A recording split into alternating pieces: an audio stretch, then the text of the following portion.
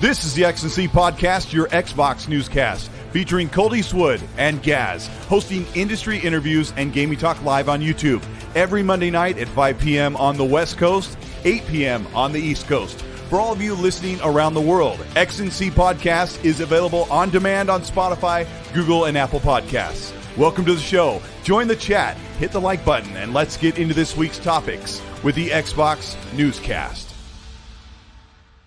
Hey, how's everybody doing? You're looking good out there, looking slick. How's everybody doing tonight? This is X&C Podcast. I'm here with my co-host. Say my name. Yes, from Game On Daily. How you doing, people? How you doing, Colt? It's gonna be a mad one. You thought such a sick idea, bringing King on just before you set off for the big show, man. It's gonna be messy. A very wise idea from the Lord Jedi. Yes. very wise idea. Unfortunately, I couldn't talk King into making the long trip across the country to LA just to sit down in front of a screen. But King, you're here today in the flesh. How are you doing, buddy? How you been? I've been walking on sunshine. You know, and exactly. And the thing about that is the reason why I wear shades is because Xbox future is so damn bright. It's so damn bright. You know, guys bother me all the time. King, you in a house. Why the hell are you wearing shades? Because the Xbox future is so damn bright. And it's blinding me. It's blinding me. This is ridiculous. These guys aren't ready for this show. No, man. So if you hate Xbox, sit down, buckle in, and get some popcorn. I apologize in advance for what's going to happen. Do not apologize, sir. Do not apologize. That was a fake apology. I'm inside. I'm giddy. I'm giddy. So I didn't apologize for 8 years of torture. It's on, baby. It's on. I cannot wait because I woke up to the announcement that Xbox is not just doing. I mean, we're going to get into it, King, because we're going to have some fun because Sony just did a 30-minute, like, nice little morsel, mostly of VR and multiplats. Mm-hmm. And Xbox just said, hey, we're doing 90 minutes, and we're doing another 90 minutes to deep dive into the bangers you're going to see on Sunday. It's going to be so exciting. Gaz, have you been in the trenches today? People are not liking this good news. Oh, man. I saw... I saw, normally I don't, well, that's a lie. I do get involved in the console war. What the hell am I talking about? But it was genuine excitement and people just throwing, in my thread, some guy was just sharing memes, of that salty pony guy just punching a wall. And then this PlayStation fanboy came and goes, oh yeah, right, as if they've got anything to show. And then the guy just keep responding with more memes of the pony guy punching the wall. The guy would get more pissed, more angry every time it happened. And I'm just sitting there like a little juvenile kid just laughing. It's just because, come on, man, it's Xbox's time to shine. And a lot of the community have a feeling that, look, an extended 90-minute show, we're going to get into it, you have to have something to show if you're going to do such a long show. Right? They got more than that 90-minute extra show, right? What do you mean? They've got. They're going to have that chunk in the Summer Games Fest. They're going to have probably another event this year. They're going to show up at Game Awards. They're going to be at Gamescom. Xbox is everywhere. Oh man, has it been good? And I got a nice little email this morning, little secret Santa thing, little thing that I can't talk about yet. So it is it is so ramping up, guys. And let me do a little business sense here and just say, hey everybody, welcome to the Xbox Newscast Podcast, the X&C Podcast. I'm here with my host Gaz from Game On Daily. Go follow him. Go subscribe to their channel. It's in the description. And I'm here with King David of the Iron Lords fame. The ultimate Xbox podcast on the Lord's Day. And we're also on Spotify, Google, and Apple Podcasts. If you're checking this out, thank you so much. Those of you who are listening to this audio only on your favorite podcast platform, thank you for doing that. We really appreciate it. We're getting people piling in. We got over 500 people here. We're super excited. I want to give a quick shout out to some of the, it's so funny. I've got shades on, but I don't have my glasses on. So vision may be Mr. Magoo just a bit, but hey, we're having a good time. I want to give a shout out to channel veterans Ricky Blade, Raiden Blade, Ricky Falon, Zenner White, Poochie, Wolf Assassin, to Blue, Devario2 Gaming, Fault Lines, Wreak Havoc, Fox Storytelling, Rodney Coots, Gaz, Dark CMF, another guy that I'm going to see at the Xbox Showcase next Sunday. Betamax, Dante Moody, another guy that I'm going to go. Star Killer, Robert Jackson, Gamer McFly, Assassin Lupa, Nano Polymyth, Hargy, Johnny, my good friend TK Chillin, Larry Thatcher, Dub, V Simcoe, Suicide King, Udonic Izada, another good friend and mod of the chat, Phil, KY Bob, William Lanza, and Matt Burns. Also, chat, if you are planning on attending this, let us know in the chat. If you're planning on sitting down with some morning breakfast popcorn, what's your food of choice, King, when you sit down and watch the show? Well, I guess it'll be around noon for you, won't it? Yes. Yeah. My wife probably will put out a nice red wine. No, I'll probably go with a Chardonnay, right? And with some grape and some cheese, and yeah, a little charcuterie board. Yes, you understand how it goes. And a healthy serving of knees. Exactly. Oh, sliced knees on the side to just to wet my palate a little bit, because we'll be in for fine dining. Not no quick service, not no fast food that was delivered the other day from the multi-plat situation. I didn't even get into it with you. That was a quick Mickey D's. It was in and out like Flint. They showed me some stuff, and it was it was what I call that food. It had no. It was kind of like an all you can eat, or it's like kind of free. It was a what do you call it? It was like a potluck, because everybody was invited. Xbox games were being there at the show. It was a nice little potluck. You got your potato salad and all the little. The biggest thing I took from that was that on August 12th, I'll be able to play Spider-Man with my Xbox controller. Wouldn't it be crazy if it releases an Xbox Game Pass Ultimate PC? Like, it would be dope. Oh my god. Yeah, we'll get into that. Just to give you guys a shout out, we got over 700 people who are checking out the show. Thank you for being here at Ecstasy. We're going to talk a lot about this new event that Xbox dropped on us this morning, saying they're going to just continue the deep dives and the interviews and get a longer look at some of the games that will be included in the showcase on Sunday. We're going to talk about some of the other games that are probably going to be there, and what we're hearing from people working at Xbox Game Studios. And we'll talk about what happened at State of Play and how that relates to Xbox in such a great way.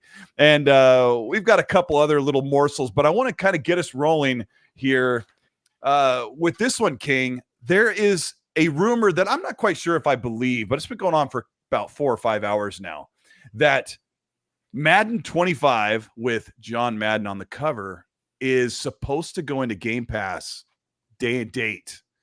And this was leaked on the Xbox UK site and was quickly changed after people started tweeting about it. Did you get involved in this discussion at all? I got a DM about it quickly.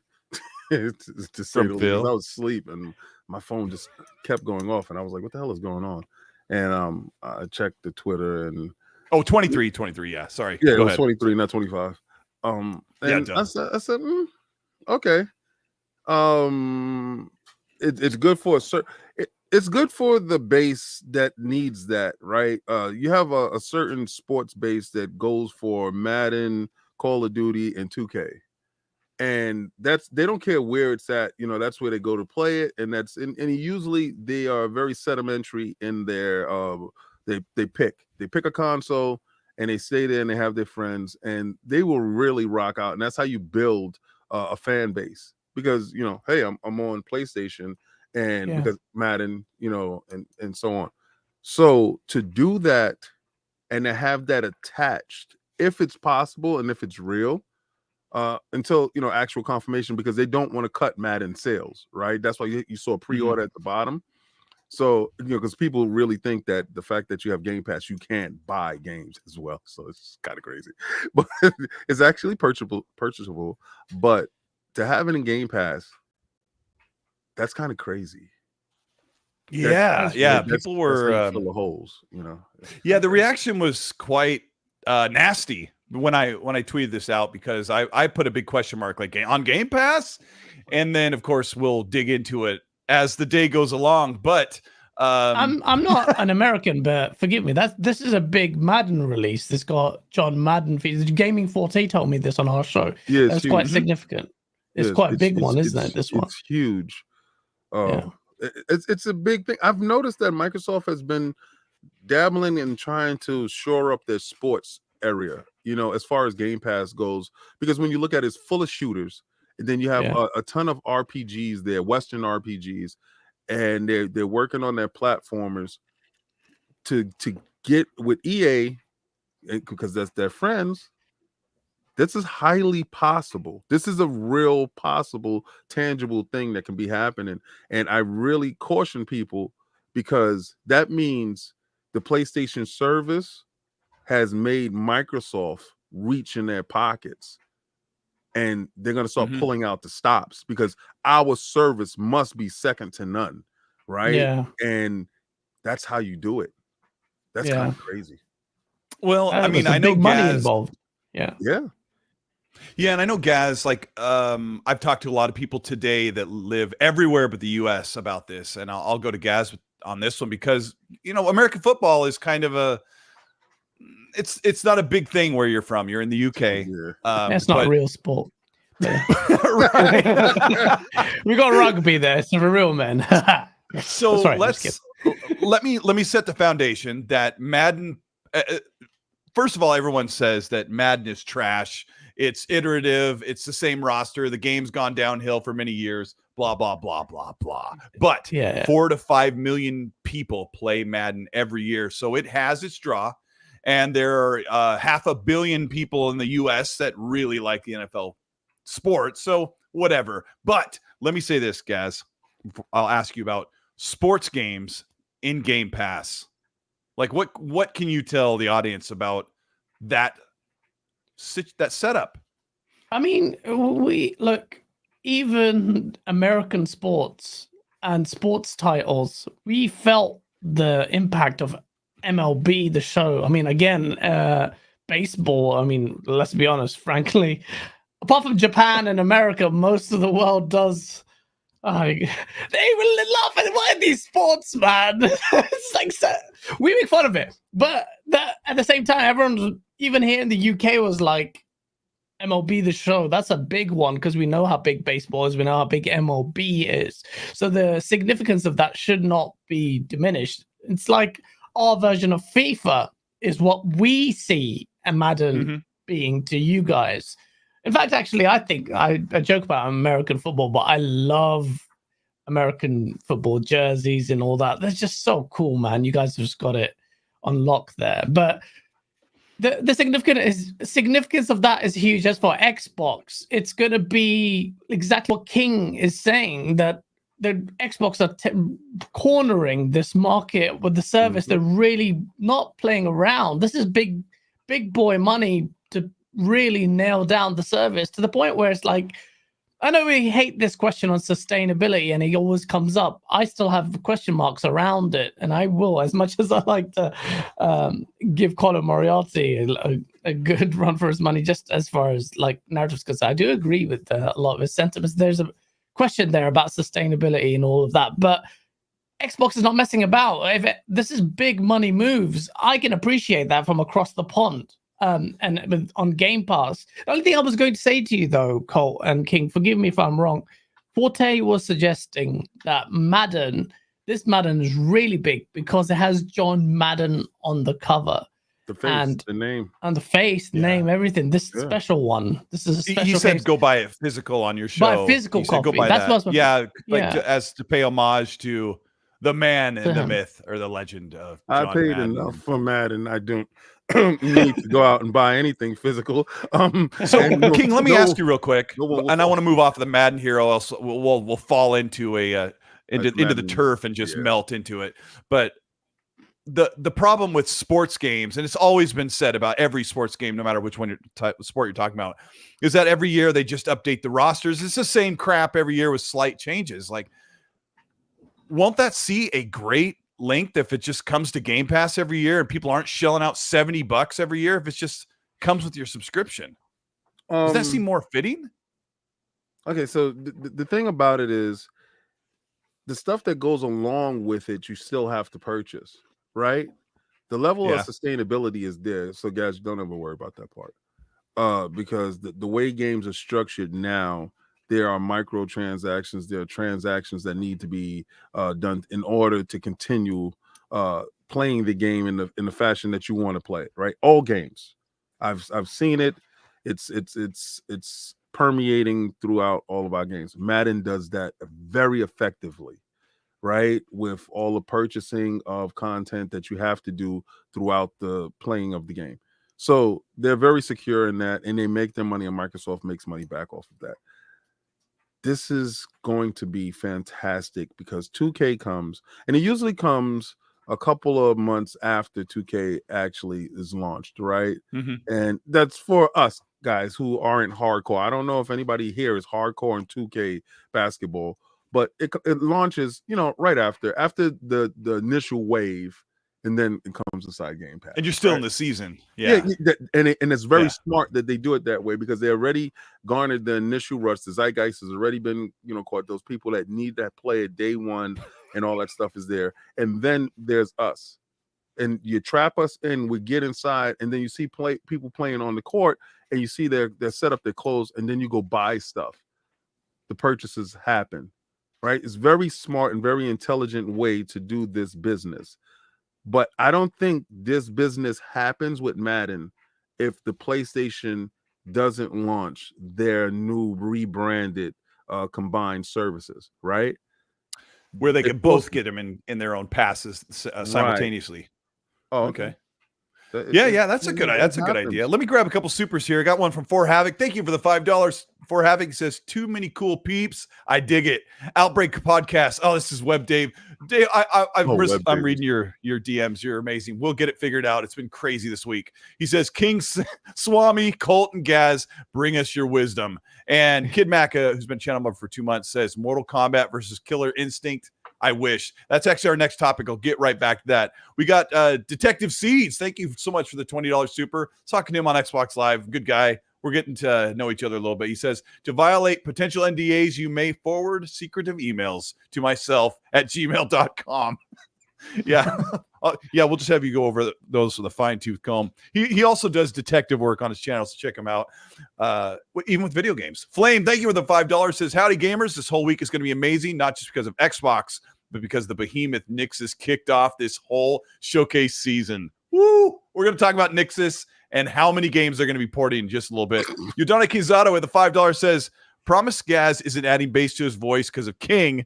He got that late 2 a.m. gravel in his voice cords from yelling hearsay in the courtroom. Gaz, give the audience your lowest register, manliest voice if you can muster.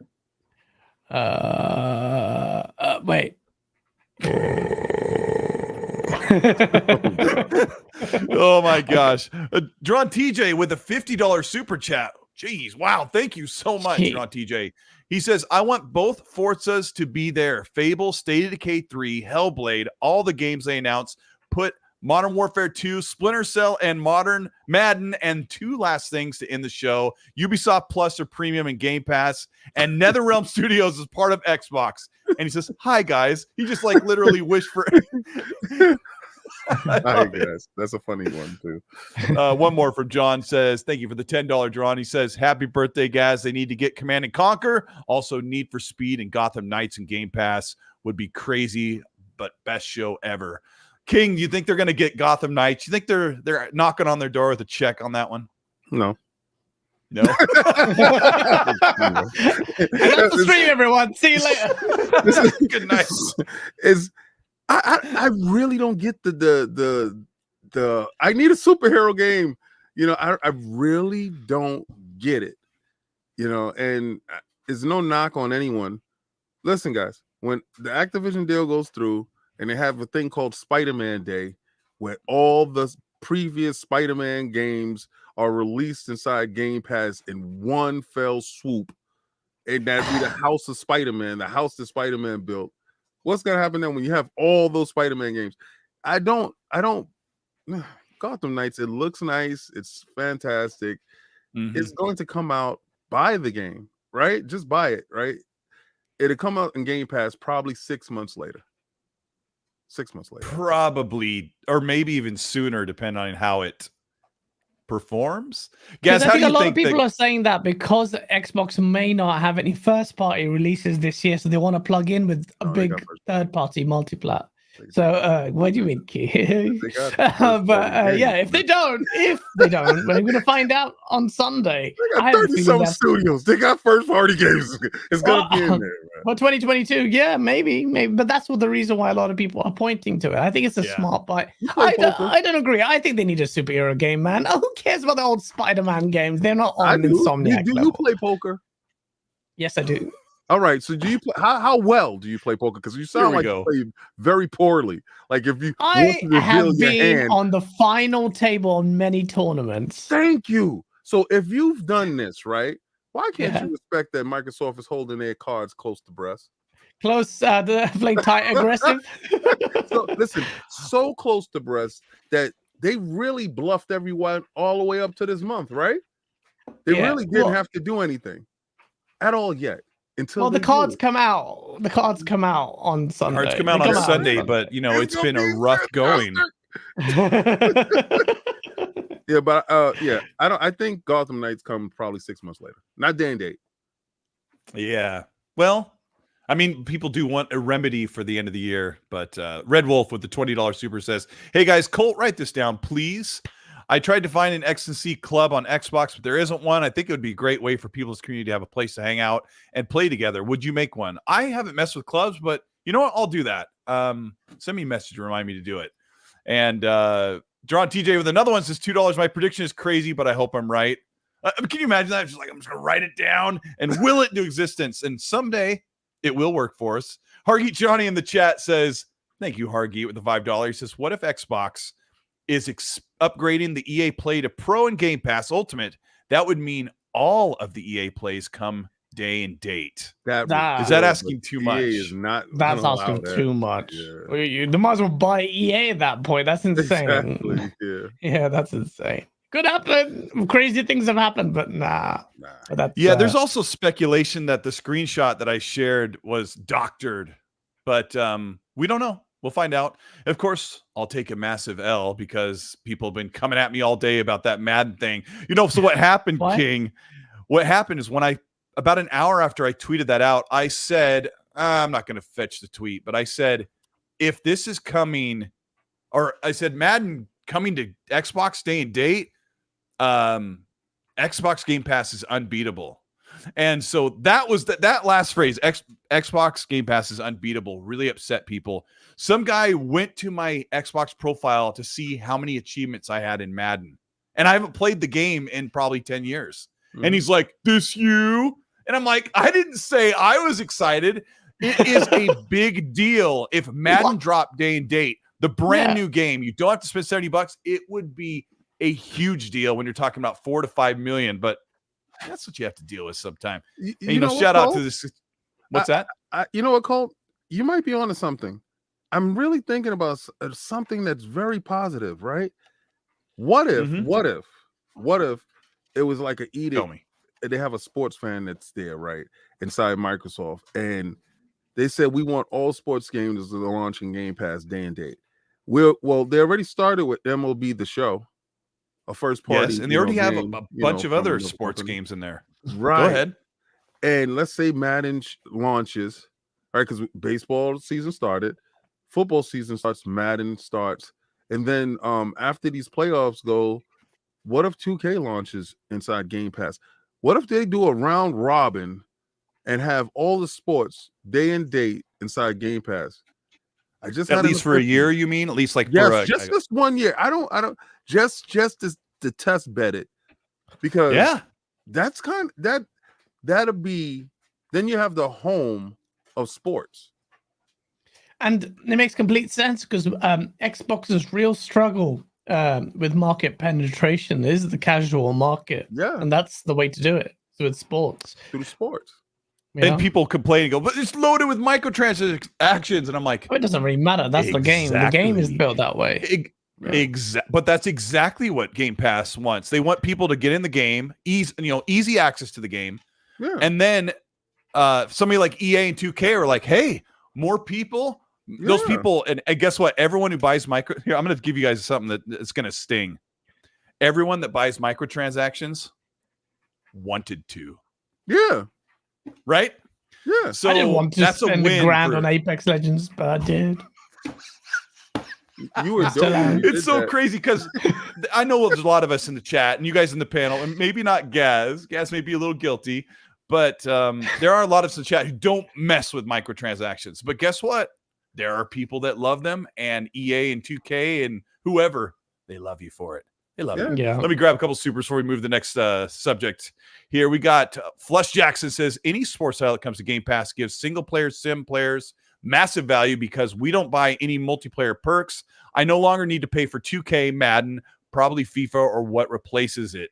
Yeah, that's a perfect super chat that came right as we were talking about those microtransactions. Draw TJ with another one's $5 says, King is more hilarious than Gaz. Well, Gaz, it was nice having you on the show. Tell everybody. If I was in competition with King, I would have hung up my jacket a long time ago. Listen, you have Dave Chappelle, you have Kevin Hart, they're comedians all over the place, right? So please don't do that. Did you make me Kevin Hart? Oh. Yeah, you're gonna have to fight Gaz so he can be. I didn't call myself Dave Chappelle. I'm Kevin Hart. Kevin Hart my ass. As far as height is concerned, I am Kevin Hart. I see how tall you are. If anyone's Kevin Hart, to me, to your Dave Chappelle. I'm not a tall. I'm 5'9", and when I met King in 2019, I felt like a 12-year-old kid. Like I felt like his son. Hi, King. Yo, Colt, okay, so that picture that we got together, right? We're standing. Yeah. I'm standing off the curb. That's why you don't see my feet, right? You don't see my feet in that picture because I'm standing off the curb. Standing in the gutter. And he's standing on top of the curb. And that was the joke me and him had then. Because I remember, because that's when I had spun. What did I have that day? I had the Corvette that day. I don't know. The yellow Corvette. Yeah, the yellow. So I spun the block that day and I came back out. So yeah, that's what.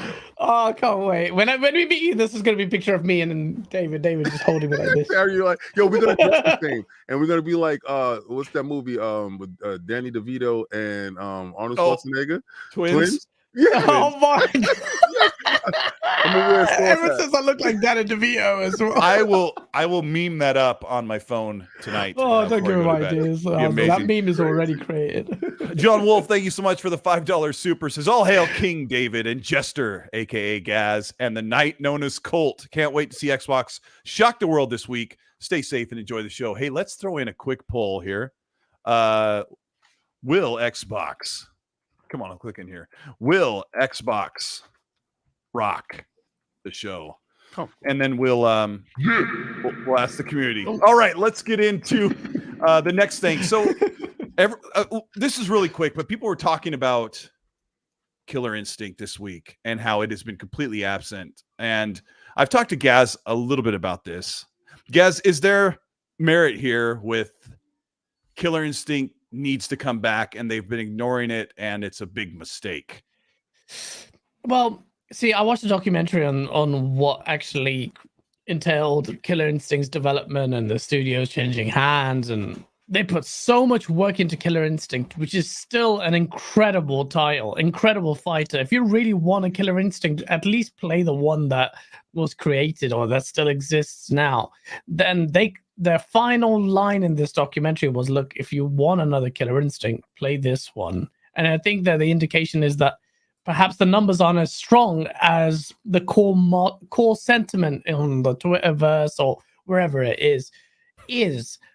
But I think if that's the case, or this was a few years ago, I don't think Xbox can afford to look past Killer Instinct. That would be huge. Do bear in mind, for the very relatively small team, and under a year, they delivered what we got. Killer Instinct, which, I'll be honest, absolutely craps on a lot of other fighters, especially as far as netcode is concerned.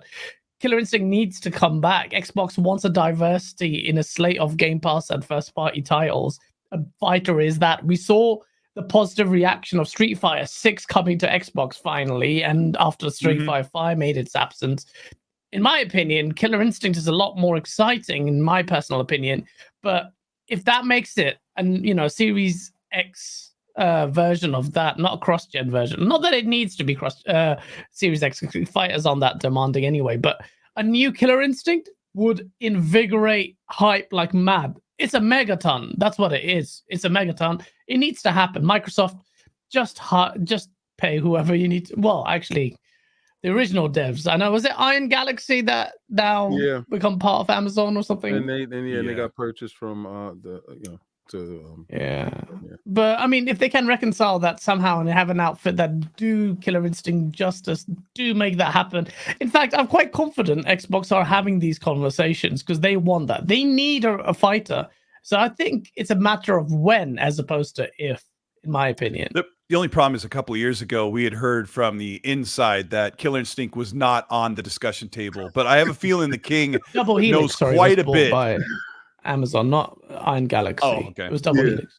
It was Double Helix. It started it, and then Iron Galaxy finished it. Iron Galaxy was a port studio, I thought. They also ported Borderlands Handsome Collection. They were one of the port teams. But I have a feeling that King David is a resident expert on fighting games. You have quite a storied history with them growing up, don't you? Yes, yes, I do, sir. Don't tell us about Killer Instinct. Where it well. It looks so cool. The arcade cabinet. All right, so I blame Microsoft, for this, right? They reinvigorated the franchise when they brought it back. It was gone for years, from the Nintendo situation. It was gone for years, and then they actually brought it back. And I loved it, when it launched with the Xbox One. It was beautiful. It was fantastic. It was a great game, and it evolved over a period of time. And it tried to keep the interest there. The only problem is with fighters, you had to surround it with other fighters, right?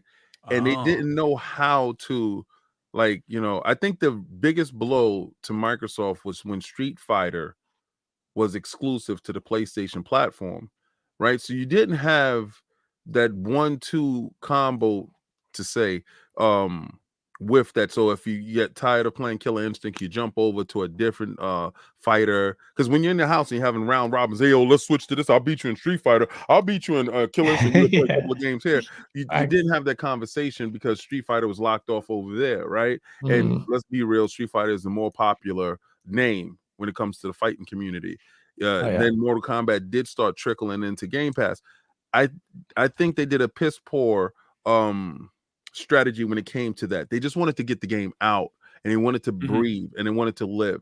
So if anybody does want to play Killer Instinct, it's a highly changed game from when it launched to what state it's in now. And it's still available right there for you to go play it. So go play it, right? Like Gaz says, if you want the next one, go play this one, right?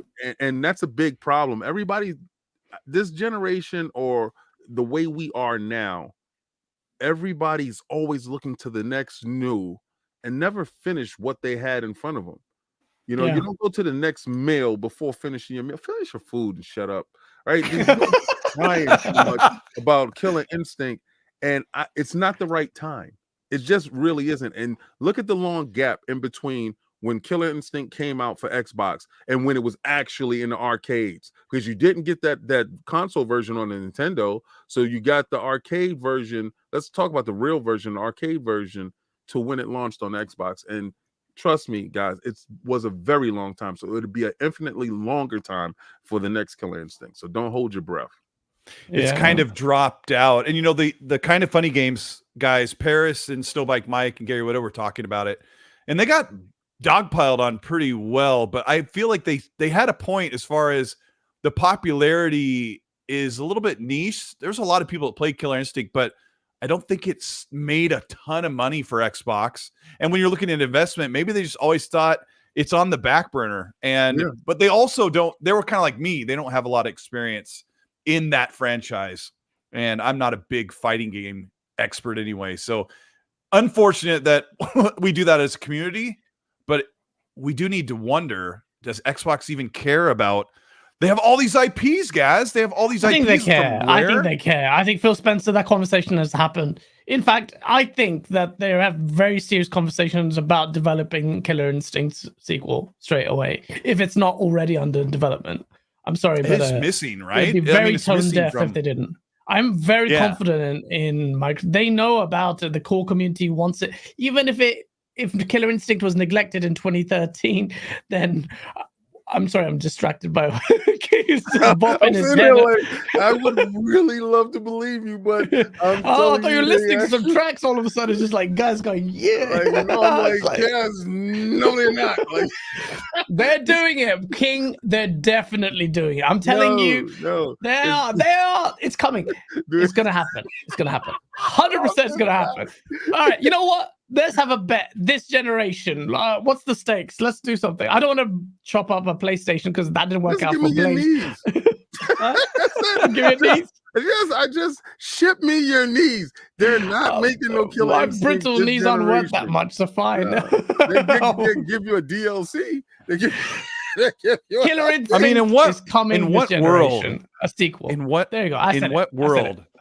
Think about this. In what world do we not get Killer Instinct, but we get a indie developed Saturday morning cartoon Battletoads? Even though I really like that game, but it is something to think. Let me grab this super from Hargy. I can give you the logic in that. Yeah. Okay. Well, yeah. I mean, the Battletoads game was not expensive to make, but Xbox needs to take great care of their IPs. Hargy has a super chat here that is going to open up a massive can of worms. And we were talking about this last night. If you're ready for this, he says Xbox. Let's see. What game were we talking about, Hargy? I was talking about the Coalition possibly working on a Star Wars IP game because they were something that was not Gears related. I think it was. Yeah. Hargy says this. Here's his super chat. He says, this is Hargeet's words, but I want you guys to react to this. He says, Xbox isn't going to go after big third-party IPs. I don't think you'll see an exclusive Marvel, DC, Star Wars, etc. on Xbox. And I'll add his words that he said last night. He says he doesn't think Phil is interested in buying other people's IPs. They'd rather have their own. King, you're a big proponent of they do not need a superhero guy running around his pajamas game. What do you think about Hargeet saying that they're not going after Disney or Marvel or DC games to make them exclusive, even timed? They're not looking at time exclusive stuff there and other people's IPs. This is true, like what he's saying. But in collaborations with published games, I heard the Mandalorian stuff. I heard a couple of other things. Remember the old Boba Fett game, and I think it was a 13 game. It's a lot of games out there that are actually that can be packaged up and put over. So if the interest was peaked enough, those games could make it over.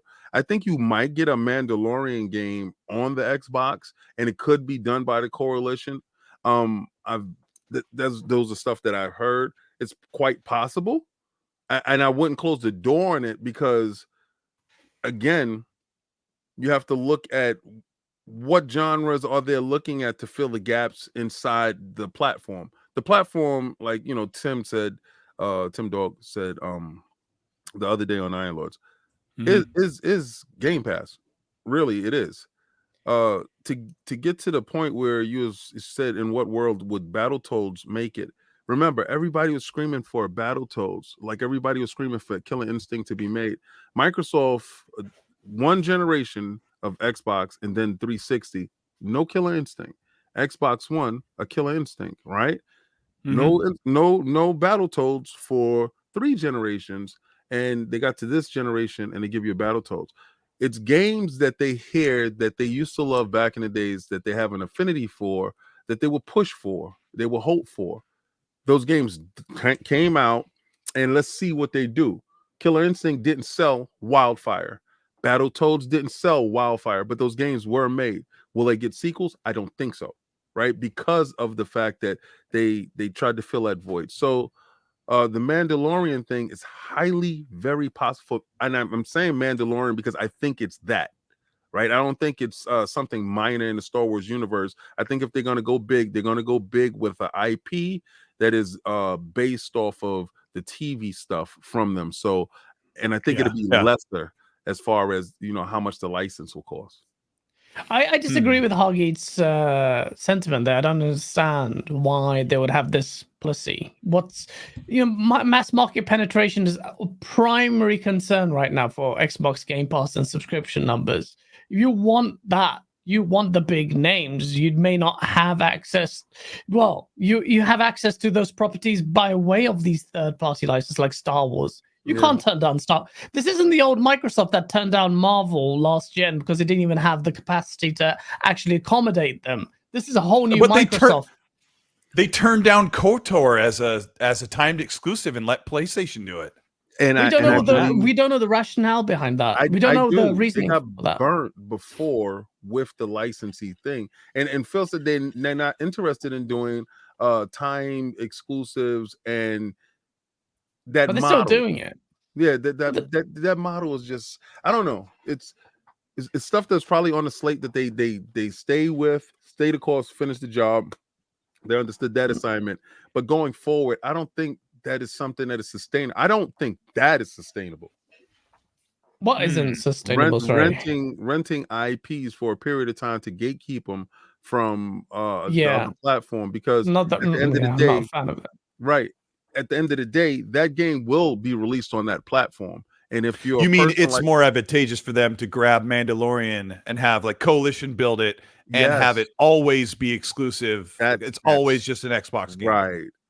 Okay. I like that. What do you think of that, chat? What do you think? I think King's onto something, Gaz, as well. I think you have a hard and fast. I think the hard rule on that doesn't make sense. There's sometimes some opportunities, but the right time and place, you can't turn down something like a good Star Wars, like a IP, or a massive Marvel IP, or a DC one. A Warner Brothers approached you and said, "Hey, we're gonna license this up." Jedi Fallen Order was on the table to be exclusive if they gave enough money, but they didn't see the value in doing so. I think everything has a price. Right. Yeah. But then you have to look back at what that price costs you at the end. And Microsoft in the beginning used to do that when they had 4 studios. Yeah, of course, this is the way we got to do it. But now you're at a space where you have so much studios, you have so much things that's happening. To get a license, how does it work out? How does the financials work? And is it absolutely worth it? Now to have Coalition build it from the ground up and it's theirs. That's something that's there. Hell yeah, I think that's a go for it. But if Disney says, now this game has to be multi-plat, I don't think they go for it. Oh, if it's a multi-plat argument, that's different. But if it's you're purchasing a licensee and you're going to gatekeep it for a period of time. Yeah, that's just basically it. It's a period of time. Yeah. No, I mean, you can have licenses that can be platform exclusive. I don't know what the rationale behind is. I don't have the insight into it, but we'll wait and see. But all I know is Killer Instinct is happening. Yeah. There you go. I miss Special Nick in the chat, according to somebody that wrote his comment. He said that he believes that Killer Instinct is in active development. So, send me your legs. Send me your meniscus. When it happens, I want your ACL, I want your MCL, ACL, everything. Go cut it off around the knees, right above the kneecap, because I want everything secure. I can picture King eating these knees like little baby hot wings. Let me read a couple super chats here. We're gonna get into we'll round back to this, King and Gaz, later when we talk about Indiana Jones, because it kind of opens up that discussion as well. But Captain Takasi, thank you so much for the $1, the 179 pound, says Capcom have just announced a game showcase. Ooh, yeah, I mean, they've got some great stuff coming, I'm sure. Viper XT, thank you for the Canadian $5, says, didn't you know, Colt? You need to play the game to know how big it is for Game Pass. And then he's got some laughing emojis. Here's a great one. I wish Gaz had a hold of this one because I'd have him read it with his pony hat on. But this one's from, I'm sure this is just a joke, but PlayStation Slave 3.0. Thank you so much for the $2 super chat. It says, no Fable, Perfect Dark, Everwild. Show's gonna suck. Cope Xbox. Xbox, I love that. Thank you for that. Every time someone super chats, like, no, don't worry. I saw a lot of that. Watch the I'm Sunday. sure there's going to be some great stuff in the show, and if Everwild isn't there, I think it's going to be okay. But we'll get into the other games as well. Misfit Toy with the $2 says, any chance of another acquisition being announced? That is a wonderful name. What's his name? Toy. Misfit Toy. I want to be a dentist. Absolutely wonderful. Acquisitions? Nah, I don't think so. I don't trust me, guys. Let's finish off the active. You guys never finish your meals. My mom, bro.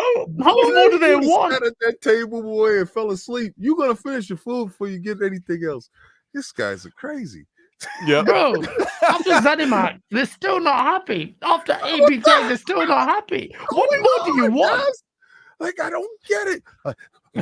Are they going to buy anybody else? Come on. Well, how much more do you want Microsoft? You're going to end up buying a country at one point. You'll still be asking, what's the next I love continent? how Gaz had to have a bite of something while he said that about not finishing your food. Asking for announcements that, which it was a Nutella biscuit. It was so nice. What? Oh, Nutella. You have people say stuff like, well, Embracer Group has this many, and okay, that's a whole different thing. Like Microsoft, yeah, I know. Don't compare to Embracer and Tencent, man. Once ABK is done, Xbox needs to just calm down and just focus on supporting those. Because that's the whole entire madness. Yeah. Guys, you know what is it? 36 studios by then? What's your key? And I said it. Why don't we stop worrying about acquisitions and start worrying about exclusivity, right? Stop looking to get more. Let's start looking to lock that down. I'm not really happy with the fact that Call of Duty gets to leave after 68 billion has been spent. The hell with you. Mm-hmm. Like, I don't care about your feelings. It's not about feelings. It's about get over here and lay down. This is where it's supposed to be. If not, then go over there. It's okay. The energy in the room for Street Fighter when it hit was so what? Deal with it, right? Yeah. Either get a PlayStation or shut up. Basically. And I had to bend the knee and get a PlayStation, right? If I wanted to play Spider-Man, I had to bend the knee and get a PlayStation, right? Yeah, I had to spend $220 on eBay for a used PS4 back then. Hey, you want to give Sony's money? That's how much. Let me tell you something. If you're upset about the possibility of Madden, a game you say is trash coming to Game Pass, wait until every Call of Duty drops on Game Pass day and date. Even though it's going to stay multiplayer. Let me go on to the next one. And I should, by all rights, give a shout out to over 1,400 people who are here watching the show. I'm Colteastwood. I'm the host. I don't always dress like this, but the week before the showcase, hey, why not? And I'm here with my fantastic co-host, Gaz from Game On Daily. And we're here hosting the great Lord King David. And we're going to get into a couple super chats before we go on to the next subject. We got Boba Fett Gaming with the Australian $10. Thank you, Boba Fett. Says, what a milestone episode. The last X can see before the reign of Xbox begins. Time before this will now be referred to as BXE, before Xbox era. Or the podcast. Are you Johnny with the $10 says, in a world where Xbox drops $70 billion for ABK, EA wants to sell themselves. We really think it's impossible for Microsoft to get EA Play Pro for Game Pass. I would go through I could go through the numbers, but it is possible. Gaz, no, I'm just saying it's impossible. How get you up, man? Of course it's possible. They could buy EA tomorrow for all we know, and you'd still be asking what's next. I mean, Hardy could buy EA tomorrow if he wanted to. Yeah, that's true. But no, I'm not saying that. It's just like in the trajectory of things, you're right. EA do want to be bought out, and that there's a conversation to be had there. But the pro thing is just that's a big, hefty move in a time where they need to spend, in my opinion, money elsewhere. I don't know, like locking down the big sports in that way doesn't seem as effective as other ways. I don't know, but that's just me. But yeah, I guess that we'd have to see if the EA Play proposition is working that well to do that, Hargy, because I'm with you, Hargy. Like that is something they could do, but you're buying the whole cow almost at that point. All of their games would be in Game Pass, but they're not locked away from PlayStation or anywhere else. They're still able to go everywhere. It's Danny Gaming with the NOK 50 says, thank you. It's Danny Gaming. He says, Xbox don't really need to fork tons of money on DC games. Marvel is a more popular brand anyway. Xbox should focus on their own original content. I like that.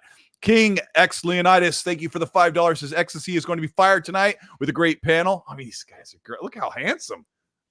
Handsome dudes over here. The 12th can't come fast enough. XC on the 13th is going to be 4-hour show. Blame Tim Dog.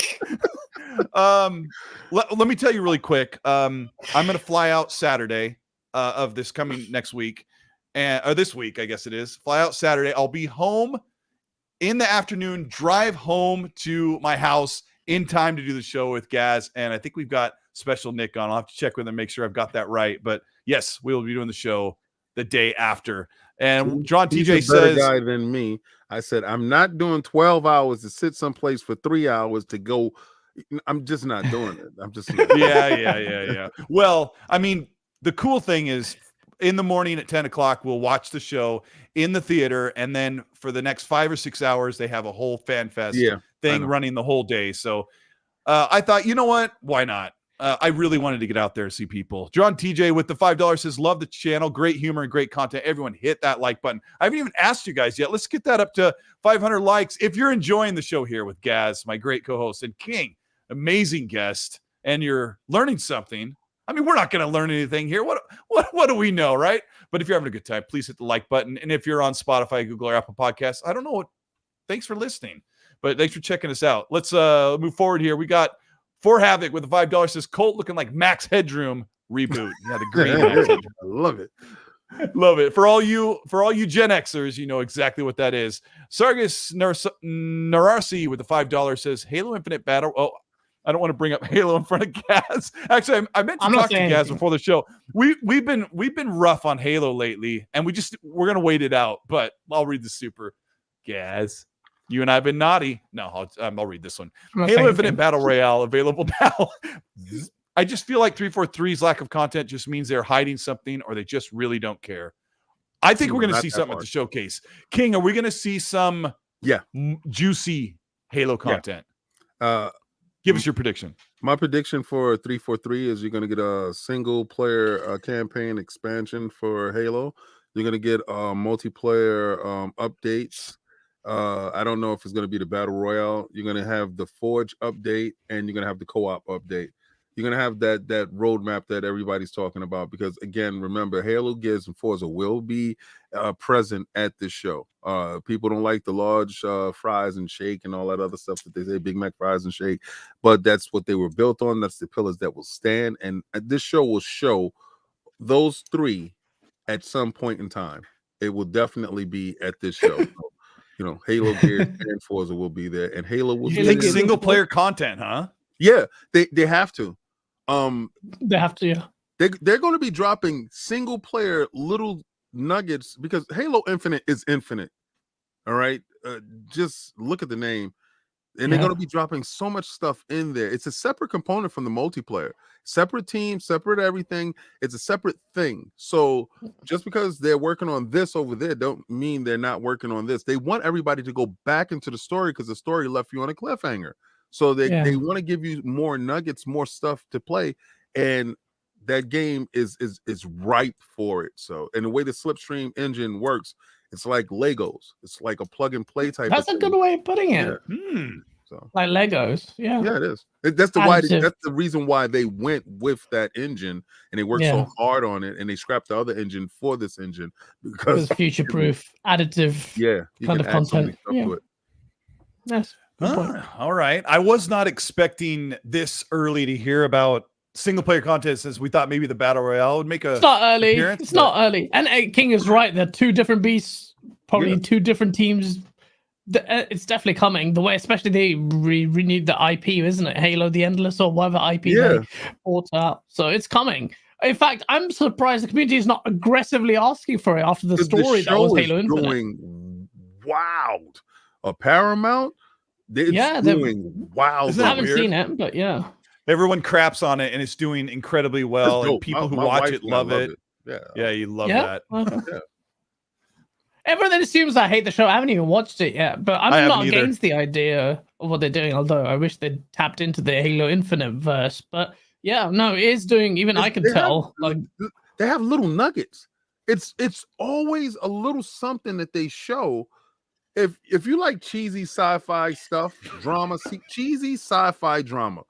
Yeah, that's what I grew up on. You know, I'm a Star Trekkie dude. You know, I'm a Trekkie, and I love Star Wars. It fits in there with Deep Space Nine type of stuff. It's just, it's for me. It's just, okay. You know, for me, I love that stuff. How are you a Star Trek nerd and you can bench press like 3 cars? I don't get that.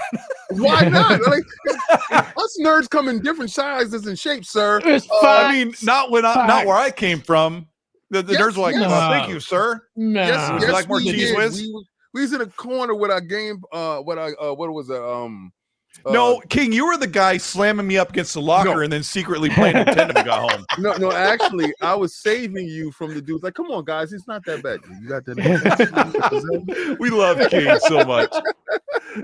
Drawn TJ with a $5 says, why does it look like King is bored when Gaz talks? I'm just joking, guys. I think it's because King is thinking of a way to one-up Gaz at every moment. Oh, no, he doesn't need to. Me and him are like peanut butter and jelly, man. Jelly, right? There's peanut butter and jelly time. Bro, you have no idea. Genuinely.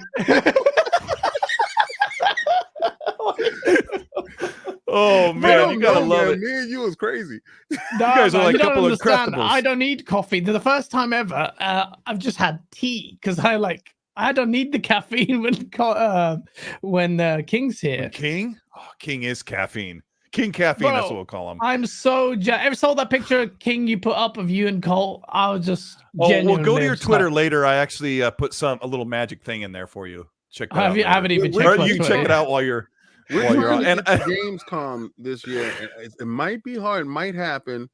I'm not going to at Gamescom. I'm in Malta because a friend's wedding. Just exactly when Gamescom is. Serious? I know, man. Just don't come to Gamescom. You'll be fine. They're going to do trebuchet. You know.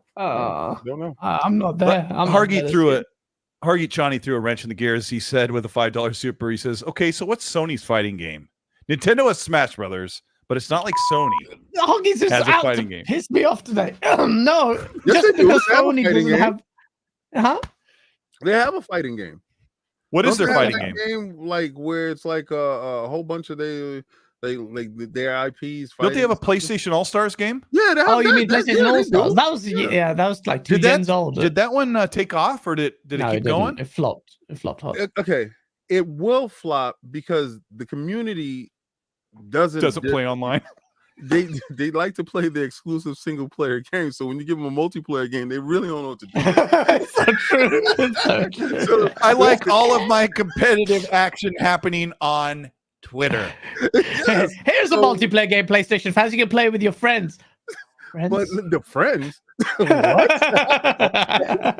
But it will take off later when all the services game come out. I just want to apologize for Gaz and King for hurting. No, you love it. You are everyone's loving sensitive, fragile feelings over there at PlayStation Land. Now we're just kidding. Moby with the $5 says the XNC community is an awesome place. Everybody hit that like button. Great show. And shout out to our 1,500 people who are here listening to us, ready to get into the Xbox game showcase information. Ooh. But first, we got to talk about State of Play, Gaz. What a fantastic show. Can you tell us what transpired there in Jim Ryan land with the State of Play? Oh, man. Every day, the State of Play kind of made that prophecy of King David almost a realization. Another nail in the hammer of the narrative. and after that announcement, let's be honest, it's all about Spider-Man coming to bloody PC. The thing that people thought it wouldn't happen. Bless Blaze 4K in the chat. He's a great guy, and he just have to remind yourself, like, the guy bet on his kids is like, he will destroy his PlayStation if God of War or Spider-Man came to PC, because it's like I still got the chainsaw upstairs, and I still need him to show up. But he's got a in fairness, today he cut up his special PlayStation Spider-Man edition. You didn't see the video, King? No. Oh man, thank you. He had his little 20-volt cordless circular saw. Bro, he sliced that thing in half. So fantastic. All right, so I can leave him alone now. God bless. Thank you so much. I do appreciate you living up to your word. And you know what? Thank you. Because I told you don't make that bet. I know Jim Ryan better than anybody else. And trust me, everything's coming. Oh man, yeah. Well, at one point even I would have sided with him. I'm like, yeah, God of War and the two. No, it's interesting. That video was there. And people are pushing the goalposts, but they said Spider-Man and God of War, those two, no chance. Literally, those two have led the charge above from Horizon. It's like that, and that means everything is fair game. Everything is fair game now. Listen, he looked at the camera and said, 124 million? Yeah, no. So when he said that means they said, well, what's enough? What are we going to do? What are you going to put on PC? Everything. Literally. Once they hired Nixus, I love Nixus so much. That's my heart. I love them. Let me ask you, King. I got a question. Yeah. I got a question for you, King. How long will it take Nixus to make a port of each of these games? Because they've got a roadmap, bro. Their cadence is really good. I told him, I told you before, they were the best acquisition at Sony. The best. No, and let me tell you why. Because they know exactly how to make wonderful ports. This is what their business model is made of. This is exactly what they do. And they've shown you, their work have shown you. When Horizon launched on PC, it wasn't a bad port, man. That was really done well, right? I mean, you got to keep it 100. When God of War launched on the PC, that's a really good port. So we know Spider-Man is going to live up to snuff. I really believe, and with no shade and nothing, they are a real good team to get these games out. And the cadence that they're using a 6 to 8 month cadence in getting these games out, because we already know Spider-Man is probably done and they're probably on to the next. Is it Gran Turismo? Is it something else? What's next? Cool. Jeez, Gran Turismo, bro. I've just clocked that. I've never thought of Gran Turismo coming to PC. Bro, do you think Gran Turismo could come to PC?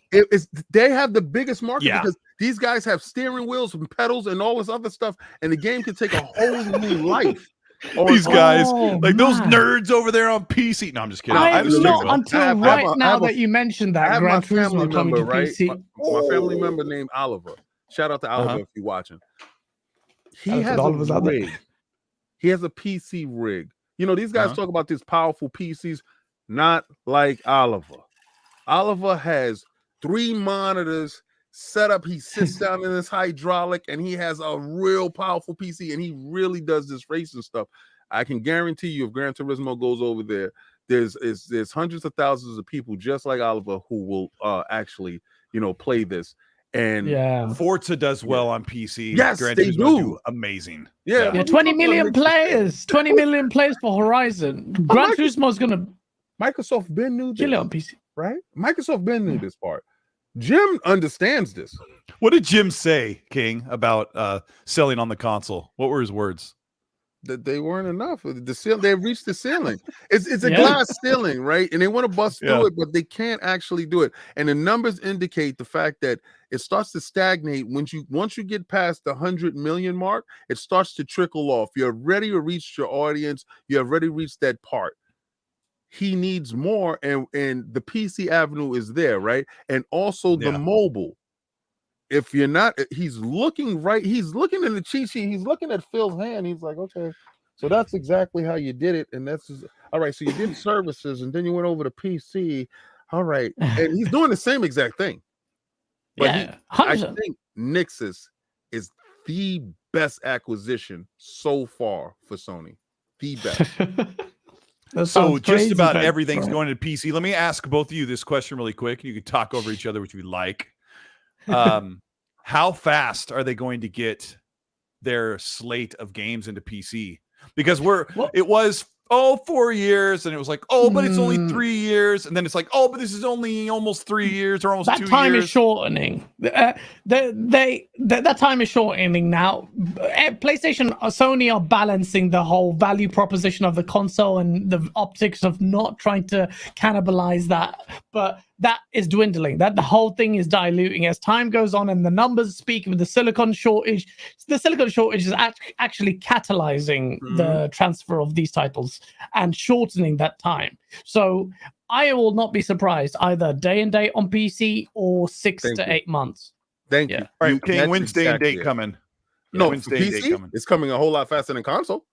Console, they still need their money. They still need that 3 to 6 month time to get their money, because a lot of the PlayStation dudes, they wait for the sale, right? They wait for the 2 months, after the 2 months, and then they and then the real dudes be like day and date, right? So they do that. Yeah. So I say 3 to 6 months, but on PC, it doesn't hurt the console if it's available on PC, because the PC guy is not buying it on console, and the console guy is not buying it on PC.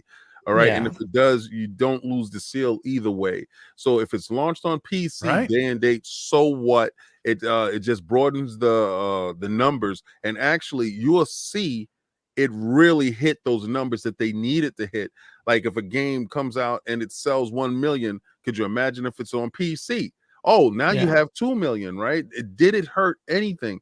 And the fact that it's digital majority of the time saves so much. So it doesn't hurt. Like you're saying, the silicone is not there. These guys don't have consoles in the store, and it's forced in their hand to find money someplace else. And Jim is a hustler, baby. Jim is out there. He is. He's a money man. He has to be. He's running a business. Makes complete sense. It's gonna be. I can't believe I didn't think of Gran Turismo until you just mentioned that, but that would sell ridiculous amounts from Sony. They'll make mad money. I think my opinion is those games are coming to PC as soon as that port gets completed. I don't think they have a buffer period. I don't think they have a waiting period or a softening period for the fans. I don't think they care about anything like that. I think as soon as Nexus can crank out, and if they can get a port done in 2 to 3 months, which I speculate is about what I've dug into when I was doing some research into how long a port would take. If it takes them 3 months, I think a game will come to PC from PlayStation as soon as it's done. There's no expiration date. The next thing I want to talk about, guys, is Jeff Keighley tweeted out after this event. We're like in the middle of this PlayStation event we're talking. He tweeted out Callisto Protocol is coming to PlayStation 4 and PlayStation 5. And boy, did he get attacked by the Xbox guys who said, it's a multi-plat! But before we get to that, I'm going to read a couple supers here. Great, we got to talk about this Callisto Protocol. But we've got Mad Mardigan who says, with an Australian $10, thank you, Mad Mardigan. He said, Indiana Jones character has just released in Fortnite Battle Pass and says, coming soon. Fortnite only releases currently relative characters. Indiana Jones presence.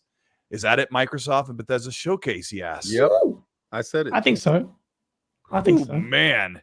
I said I mean, all the wheels working together, right? I said you're going to hear then you're going to hear the whoosh, and that's how it's going to go. And then you're going to hear the Indiana Jones theme, and then my ex-girlfriend comes in. Oh my god! Oh my god! You guys is going to take it there. Video will be. Guys is going to edit that into him going. Drawn TJ with the $2 says King is trying to tell you guys no. That was a while ago, but we got Super Duck 69 with the $5 super chat says love the show, guys. Have any of you heard anything about The Day Before? A game called The Day Before. It's supposed to be coming the 21st. It looks like The Division with zombies. I remember this game. Oh, The Day Before is insane. I'm so glad you mentioned it. Is it coming out anytime soon? I don't know when. I don't know when. Shout out to 1,500 people who are watching the show. You guys make the show so fun. And give a thumbs up.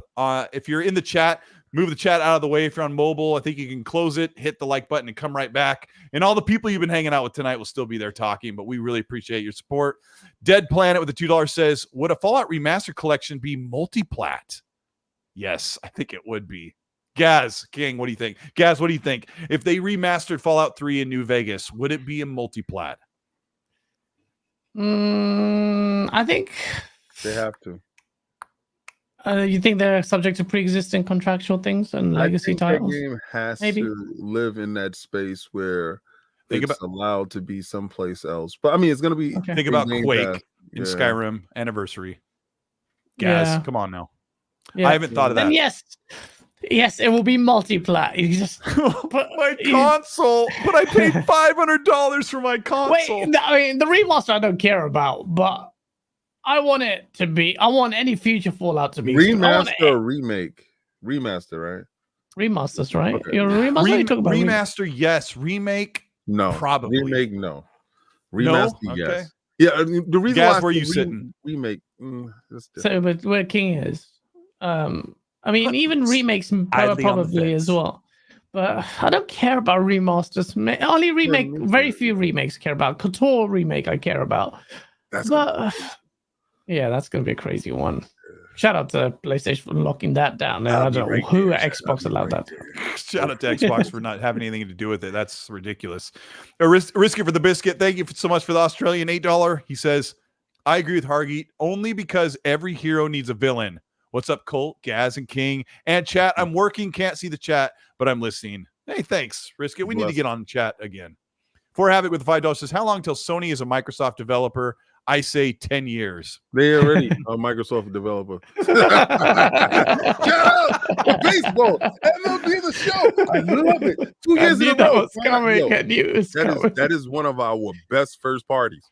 Can you imagine that? Thank you for coming to Windows PC. Yeah. Gaz, talk to us about Callisto Protocol. I know you want to talk. You're salivating to talk about this amazing showcase of the game. Tell the chat what it is and your reaction to it. Oh man, chat, you know what Callisto Protocol is. This is the spiritual successor to Dead Space, and the game looks incredible. I still don't know, by the way, if that's next gen only. Someone says cross gen. It said PlayStation 4, right? Didn't it? Is it PS4? Oh man, I'll look it up while you're talking. Tell the chat, reset for the audience what it is. Who made it? Tell them who made it. I mean, not the name, but it's made of the what the weird name of the studio, but it's actually made from the people who originally created Dead Space. They've gone out and formed the team to create this incredible looking game, visually stunning. Cross-gen. Wow. Okay. Yes, well, sir. I take it back. Look, that's a question. There you go. That speaks to proof the scalability. that cross-gen does not make game crap. But go ahead, guys. Well, okay, there's nuance, more than nuance than that. But the game looks visually impressive. And if you haven't seen the Callisto Protocol, you love Dead Space, you're going to be in for a treat. We were talking about this on Go Live on Saturday. This is kind of takes the wind out of the sails of the Dead Space remake a bit, because this game just looks like better in almost every other way. Like, in terms of visuals, in terms of scope, in terms of creep factor with the enemies, they looked amazing. The game looks like it's very proficient. The same kind of mood. Obviously, you could hear the audio cues. I've watched the trailer a few times, and yeah, it's amazing. Like this is one of those came out of nowhere. Like I heard the name, I didn't know what it was going to be. I had heard. I talked about it in a video that maybe Xbox might have been working with this guy, but there must have been some whispers going around that this guy and his team from the Dead Space originators, right, were working on this. Yeah. So yeah, it did kind of come out of nowhere as a Xbox show before. So what was your reaction, King? You saw Did this? they show an Xbox show before? You don't remember? The Xbox showed it first a long time ago. Really? I don't remember. This gameplay like this. You know, that's where the difference was. They showed they was in it was the last, I think it was the third party show or something like that, and they pushed the guy up against the wall and it was like Callisto Protocol, and it was like no, I don't. I mean, the name remember that, but I don't remember that. But all right, so Dead Space. All I seen from this is that Dead Space remake better hit, right? You know, because the original guys is out here showing you how to swing a bat. And they're not playing. They understand how to make that horror work, and they're showing you with the new tech. Because you know, everybody want to say Series S holds back something, but if it's on the PlayStation 4, shut up. Exactly. On right? PC, shut up. Really? Shut up your mouth. Shut up your mouth. All right. But the game looks great. and it's going to run well. We're going to have great performance modes on the highest end. I can't wait to see the response for Dead Space, because I know they're looking and they're like, well, hold my beer. So this now gives us a space horror game, 2 space horror games that we can look forward to, because we know how one is looking. So the anticipation for Dead Space it's even higher now. It punched it up. That's the first thing I thought about, because I was like, wow. You think there's more anticipation for Dead Space? I think it kind of took the wind off the sails there. I don't, because competition is always great. Shout out to Hip Hop Gamer. Yeah, competition builds, right? And I understand that, Callisto Protocol looked at Dead Space as competition. It's go big or go home. And they put the stake in the floor, and they said, this is how we're showing up. And they showed well, very well. So now it's Dead Space's turn to answer the call. Will they answer the call? Can they answer the call? And if they did look at it and say, yo, we got to get better than this, because if we do show and we're not up to snuff, that's when the wind is taken out of their sails. So I just want to see if the developer is ready for the challenge, because the gauntlet has been tossed and that game looks fantastic so far. Yeah, it's really a question of by the scope, though, aren't they, Colt? Because it's a remake ultimately, and if they really want to counter, other than the quality of whatever remake and visuals and mechanics, I guess it's the next Dead Space game where they can really perhaps counter. No? Well, this is what they do, right, guys? They build a really great remake and they see how the crowd reacts to it, and then they say, can we bring back and do Dead Space 4 or a Dead Space full reboot, whole new character, whole new setup, right? Yeah. But now they have to compete against their ex, their ex is over there making Callisto Protocol. I think no matter where you are, you're in a good spot. Dead Space remake's gonna be really great. It's great. It looks amazing.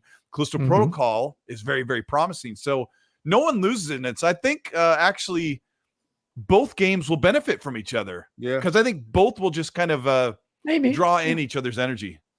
Yeah. So let me go to Splindiferous. Oh, this is gonna be so embarrassing, but he gives a $2 super chat and he says, Swami wa Guan brother PC Jim in the house. I can't do the Wagwan. I knew this guy couldn't read it, bro. Yeah, anyway, what can I say? What can I say? Jigga J with the $2 super chat says King, Gaz, and Colt Fire. And Alexis Otero, thank you so much for the 5, says, your show is so much fun. I have to watch it from my TV. Greetings from Puerto Rico. That's awesome. Bless. Thank you so much for checking out the show. And Butterball with the $5 says Cisco is the best captain. For Havoc with the $2 says bring back Power Stone.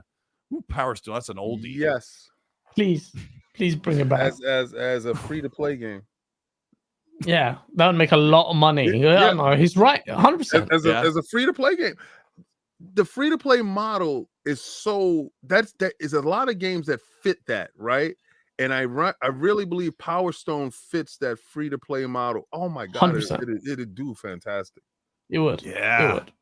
You got to tap into those old classics. It's Danny Gaming from Norway with the 50 says, question to the panel. If you could get an exclusive Xbox game from any movie or TV or book that currently doesn't exist as a game, what would it be? King, what if you get an Xbox exclusive from any movie, TV, or book? What comes to mind? Something's got to come to mind. Your favorite movie? Me or King? King. King. What do you think, guys? I was like Mice and Men, or I would probably do Moby Dick. So it would either be between of Mice and Men, which would be absolutely funny. You can have it in the same vein of the two of us, or Moby Dick, and that whole single player story driven narrative with Captain Ahab and Moby. I can go for either one of those two. And I know y'all wasn't expecting that. Boom. No. Gaz, if you could wish it into existence, what would it be? Movie, TV, book? What is it? Dune. What do you want? Oh, Dune or Blade Runner? Because man, need a Blade Runner game. Oh, gosh. Blade Runner game. Actually, we've got Dune Spice Wars, which I've been playing, but that's an RTS, slightly different. Dune as a big, so much in the. We don't get enough games where you're in the desert, in my opinion. Brutal Legend 2 says MacGruber is a video game. MacGruber! Blade Runner. I tried to play Cyberpunk like Rick Deckard from Blade Runner. I wanted that so bad, but great super chat question. Love that. Skeletor Non with the $5 says Sony does have a fighting game. It's called Twitter. Messiness. Drunk DJ with the $20 super says, hypothetical, in a perfect world, Microsoft buys Steam. But for real, I think they would get EA after the deal is to be done. Getting the publisher, just need to make Gaz freak out. Microsoft buys UK. You think Microsoft would just buy the whole of UK? Wow. And buy the great. The FTC would say no. Shout out to Happy Bomb and Udona Kuzada, who are modding the chat and keeping everything clean and keeping the language to a minimum and keeping the fighting right where it should be, just right there, right in the pocket. Absolutely love it. But thank you so much. And Udani says with a $5 says, For Havoc in the chat said that it looks like King drops legendary loot and DLC if you best him in a battle. Gaz definitely drops character skins and AI voices. That's all you get, Gaz. Oh my god. Oh my gosh. Okay, let's move forward. We've got Street Fighter 6, and we kind of talked about this, but this was that little bit of that upset. The PlayStation guys love Street Fighter until 2 days ago. So Gaz, you were there. What was your reaction to Chun-Li's cheeks? I love them. I mean, I love the game. It looks good. That was so weird, wasn't it? It was like so. That was weird. I loved it.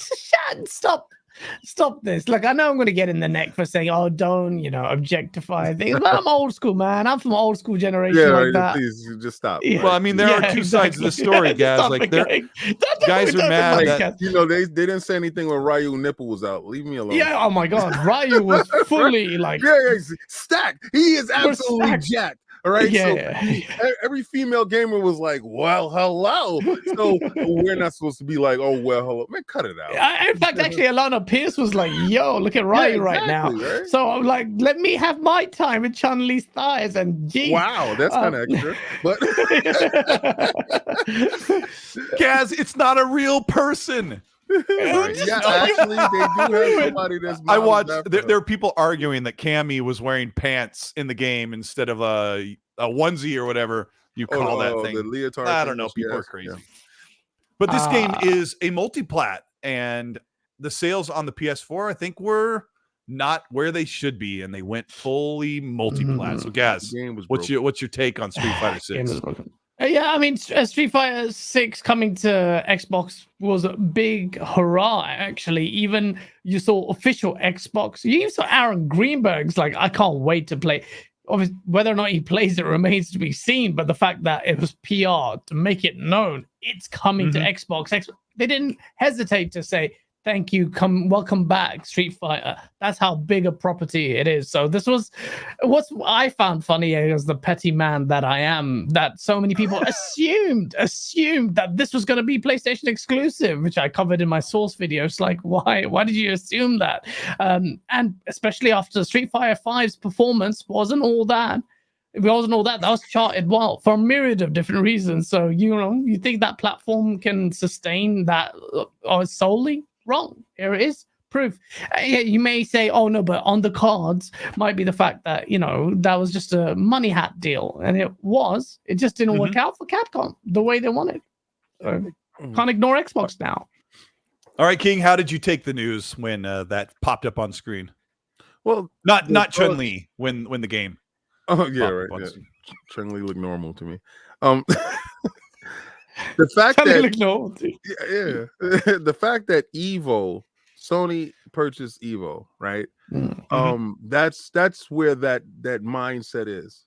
So if something was previously exclusive to you, and you have the layman who believes that it's always going to be exclusive, or it has always been exclusive to PlayStation because of the launch, then they will automatically assume that this is a Sony third-party showcase, that the games there being shown will not be multi-plat. But we learned in this new Twitter world that they show something and 5 seconds later somebody comes out and says it's coming to Xbox as well. After seeing it, remember, Street Fighter V almost didn't happen, and they needed the money to make it happen. Sony gave the money up and made it exclusive for their platform when they gave up the bread. The game launched in a broken state, but recovered very well later on. That's why the low sales of said game. They did make their initial investment back. Did Capcom make as much money forward? I don't think so, but I think their remakes, where proper remakes are done, because they do the best remakes in the business, that catalyzed They do all the next stuff that happened. They went right back into all their Resident Evils and remade that, and then they have great success with other stuff. The fact that it's an experimental Street Fighter, because when you're seeing the open world aspect to it, as far as running around talking to people, it gave me a Shenmue vibe. When the girl was talking to or fighting Chun-Li and she kicked in the back of the head, it looked like she went there to learn to practice some moves, and it shows that you go to bigger NPCs as far as like Ryu, or maybe we haven't seen Ken yet, and maybe that I think Ken's missing this one. I think Luke is his son. You understand? So yeah, because remember, Ken, they always showed Ken and his wife, or his girlfriend, then his wife. And remember, I think he had a baby at the end of 4. It's a soap opera, like that. Yeah, it is. It is like Tekken is a soap opera. It's a huge soap opera, and this is what we live for: is fighting games. Tekken is a huge soap opera. So I gotta ask the chat while you're talking, King. Go ahead. Yeah, the fact that Capcom is exploring that big aspect, the world of it, and transversing the world and giving you something to do in between fights, and it's experimental. I think they needed Game Pass and Xbox platform to get the higher numbers in. So the fact that it's experimental, I kind of assumed that it was going to be on Xbox, and I was right.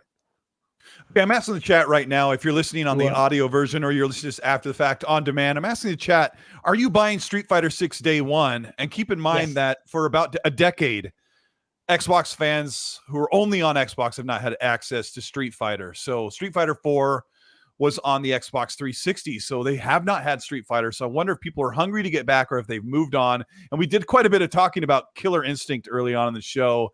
Like, I wonder if people are going to sit back and wait for Killer Instinct, or if they would shell out the 60 or 70, probably $70 for Street Fighter 6. I don't know. This game is cross-generation, Gaz, on the PS4, but is this the one that is next gen only on the Xbox? I assume it's going to be cross-gen across all platforms. Although it does say Xbox Series XS in the splash screen at the end, but I assume it'll be cross-gen.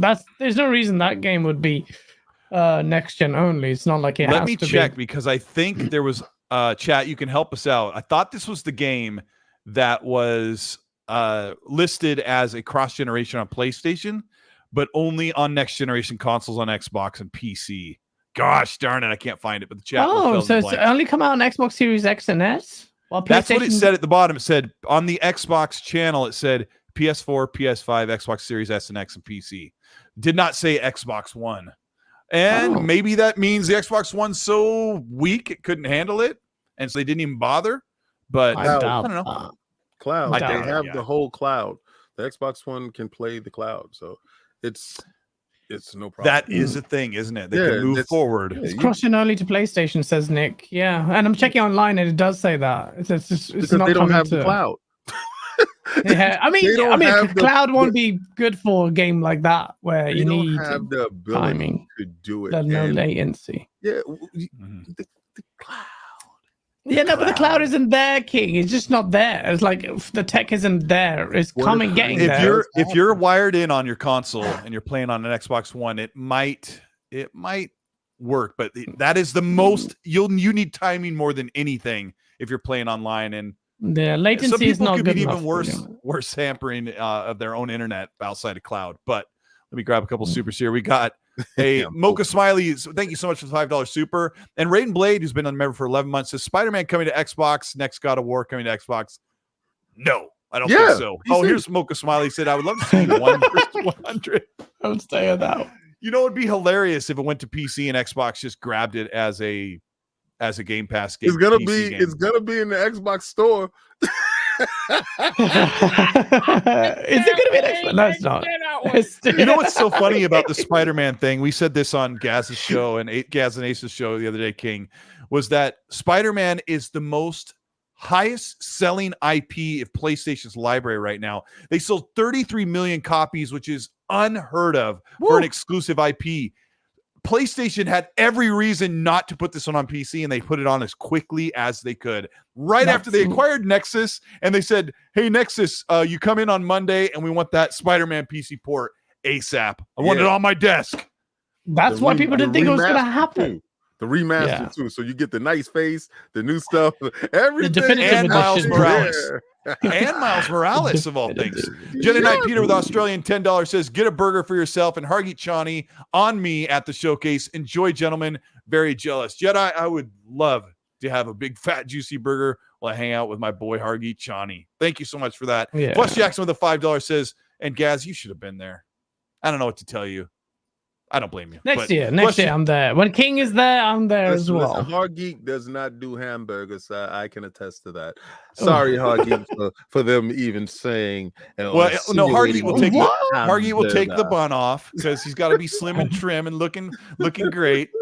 Flush Jackson with the $5 says, this push to PC for Sony is a big driver for me to refresh my PC gaming rig. The value is just too good with Game Pass, my Steam backlog, and now Sony exclusives. Delicious. It tastes great. Delicious it is. Yes. Biff Rinaldi with the $2 says, still waiting on Slam Rancher 2. Don't judge me. I won't. My son loves that game, and I've watched him play it. I can see why that is so addicting. It's a crazy game. We'll talk about another show. It's one of those great ones. To be nice, thank you for the Australian. I love the Australian peeps that check out the show. You guys are awesome. It's like noon over there, or 1 o'clock in the afternoon or whatever. But yeah, it's great. And they're in winter or something.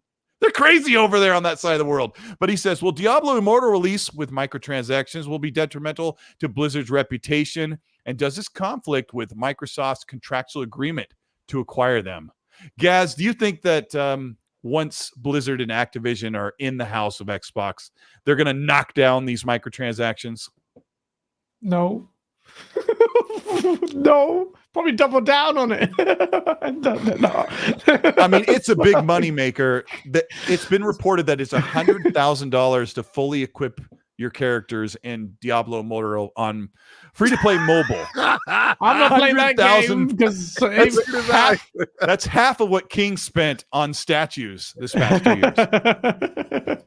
You know something? You are wrong. I spend more than that. What? You didn't see that shipment I just got in there with $7,000? I saw your $7,000 shipment. Some guy tried to come at you sideways on that, and I think you broke something. He showed me his little PVC. I didn't even bother to get at him on his TCL television. I was just like, his TCL television and his Spencer Gifts video game statues. Yeah, I see that. I'm like, oh, plastic vinyl collectible, sir. Please leave me alone. Oh, man. They come out of a freaking plastic extruder. I know, right? I got it. Ultra Watts with a $2 says, what's good, Colt, Gaz, and the homie King? Blessings. Xbox, that's what's good. Let's see here. Eternal Shadow says, nice glasses, Colt. Now I can't see your eye rolling. When I saw that, I actually gave him a glasses up, super eye roll, right? Dub with the $5 said, spent more time online than Street Fighter 4 with any other game. Super excited for Street Fighter 6 is back on Xbox. So Dub will be there day one. One more. Risk it for the biscuit with the Australian $8 says, even my homegirl Doom Cutie was like, check out those thighs, girl. And the Street Fighter 6 eye candy just isn't about updated graphics, right? Well, I mean, Chun-Li will be a good character to play as, I think. She's always good. Yeah, I like that they're respecting the legacy of Street Fighter. I know there's a more serious question there, but for me, it's always been over the top, silly, and like that. So it's nice, and I'm glad they updated the bloody logo for the game, because remember that Street Fighter 6 logo was terrible. They listen. Isn't that great when they listen to the community? And I know people are rude. Like and as someone who does graphic design, I would have been shrinking into my chair if I heard that kind of reaction to something I made. But shout out to the community. This is the next one. Randall Thor, confirmed insider for Xbox. If you're listening, right, guys? Confirmed, realist, bona fide insider Randall Thor predicts. Now, sometimes when people say predict, it means right. Oh, he's gonna be so mad when he talks to me next. But Randall Thor predicts. Let's just say this is just a prediction. Randall Thor, King Randall Thor predicts that at the showcase they're going to announce that Final Fantasy VII remake that's been exclusive for 2 years is coming day and date, shadow dropping directly onto Game Pass and leaving its exclusivity deal. King, do you believe it? Yeah, I said so. You think it's happening? Yeah. The reason why is they pulled the exclusive tag off of quite some time ago, actually. Yeah, they pulled it off. Now, was it because it was coming to PC? I don't think so. I don't think the PC is the actual demographic that they're going for at the moment, right? But probably, I do believe that the Microsoft platform is, because a lot of games came out that were Japanese RPGs out of Game Pass, and I know Phil figures that needs to stay a mainstay as far as Japanese RPGs to give that flavor to the service and doesn't feel overly Western. It has you have to have that culture there. It has to be represented, and why not, right? So I think Sony spent enough money to gatekeep the game for as long as they possibly could, and Microsoft is ready to sap it up with all the DLC too as well.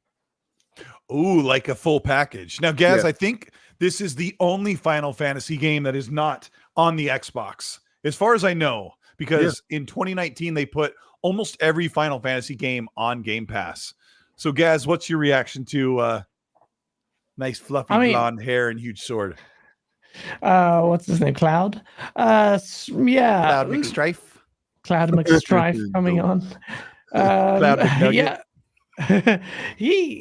That's a big one. That's like, to me, like, I know it's like a gen old, but that will do big numbers as well. And a lot of people said because Square Enix or whatever are in bed with Sony, that would be a big indication of maybe that relationship loosening, or maybe not, or Xbox is enhancing its relationship. King is right. Xbox needs to, if Game Pass is to succeed, has to have worldwide appeal in Japan. I'm sure anyone who wanted to play Final Fantasy would have already played it. It's not like they're going to buy on Xbox. The one guy there who stuck to Xbox in Japan and it's like, yeah, you can play Final Fantasy. No, but as far as the Western market is concerned, Final Fantasy VII Remake, even though it's a gen old, will be quite a big splash. But the PlayStation isn't selling well there, and that game actually will reach out across. Yeah, I mean, it's not. They definitely abandoned their whole home country, to be honest with you. And that game would definitely sell, because Little Man is out there actually selling all over the place. Little Man is the Series S for those that don't know. That's right. Little Man actually won little Danny DeVito console. He's outside. So I think the game will do well. But here's the caveat. That game does launch inside Game Pass, but Sony announces that the second installment to the Final Fantasy VII is going to be releasing on PlayStation. And it will have that year or 2 year or whatever exclusivity again with the next installment. So it takes the bite out of it, so it doesn't hurt as much, guys. But again, here you go. Surprise. Yeah. No, it's going to be good. It's going to be significant. It's going to be significant. I mean, that's going to be one of those announcements, guys, that riles up the other side of the console argument, right? Like the PlayStation diehards are going to. I mean, remember, they're going to have different goalpost moving, maybe. Yeah. Well, remember, Final Fantasy VII announcement was part of the big 3 E3 of that infamous E3 with The Last Guardian and Shenmue. So that coming to Xbox is quite big, anyway. Wow, that long ago? Yeah. Jeez. Yeah. Very long ago. We got Danny Passion Official. Thank you so much for the 5. He says, let's go. Just finished 10 hours of filming. Got to drive back to my family to give me a great show. I'll be listening from the beginning. Thanks so much, Danny, for that. G-Stel to the $5. Thanks, buddy. He says, Street Fighter 6. I'll pick an update one.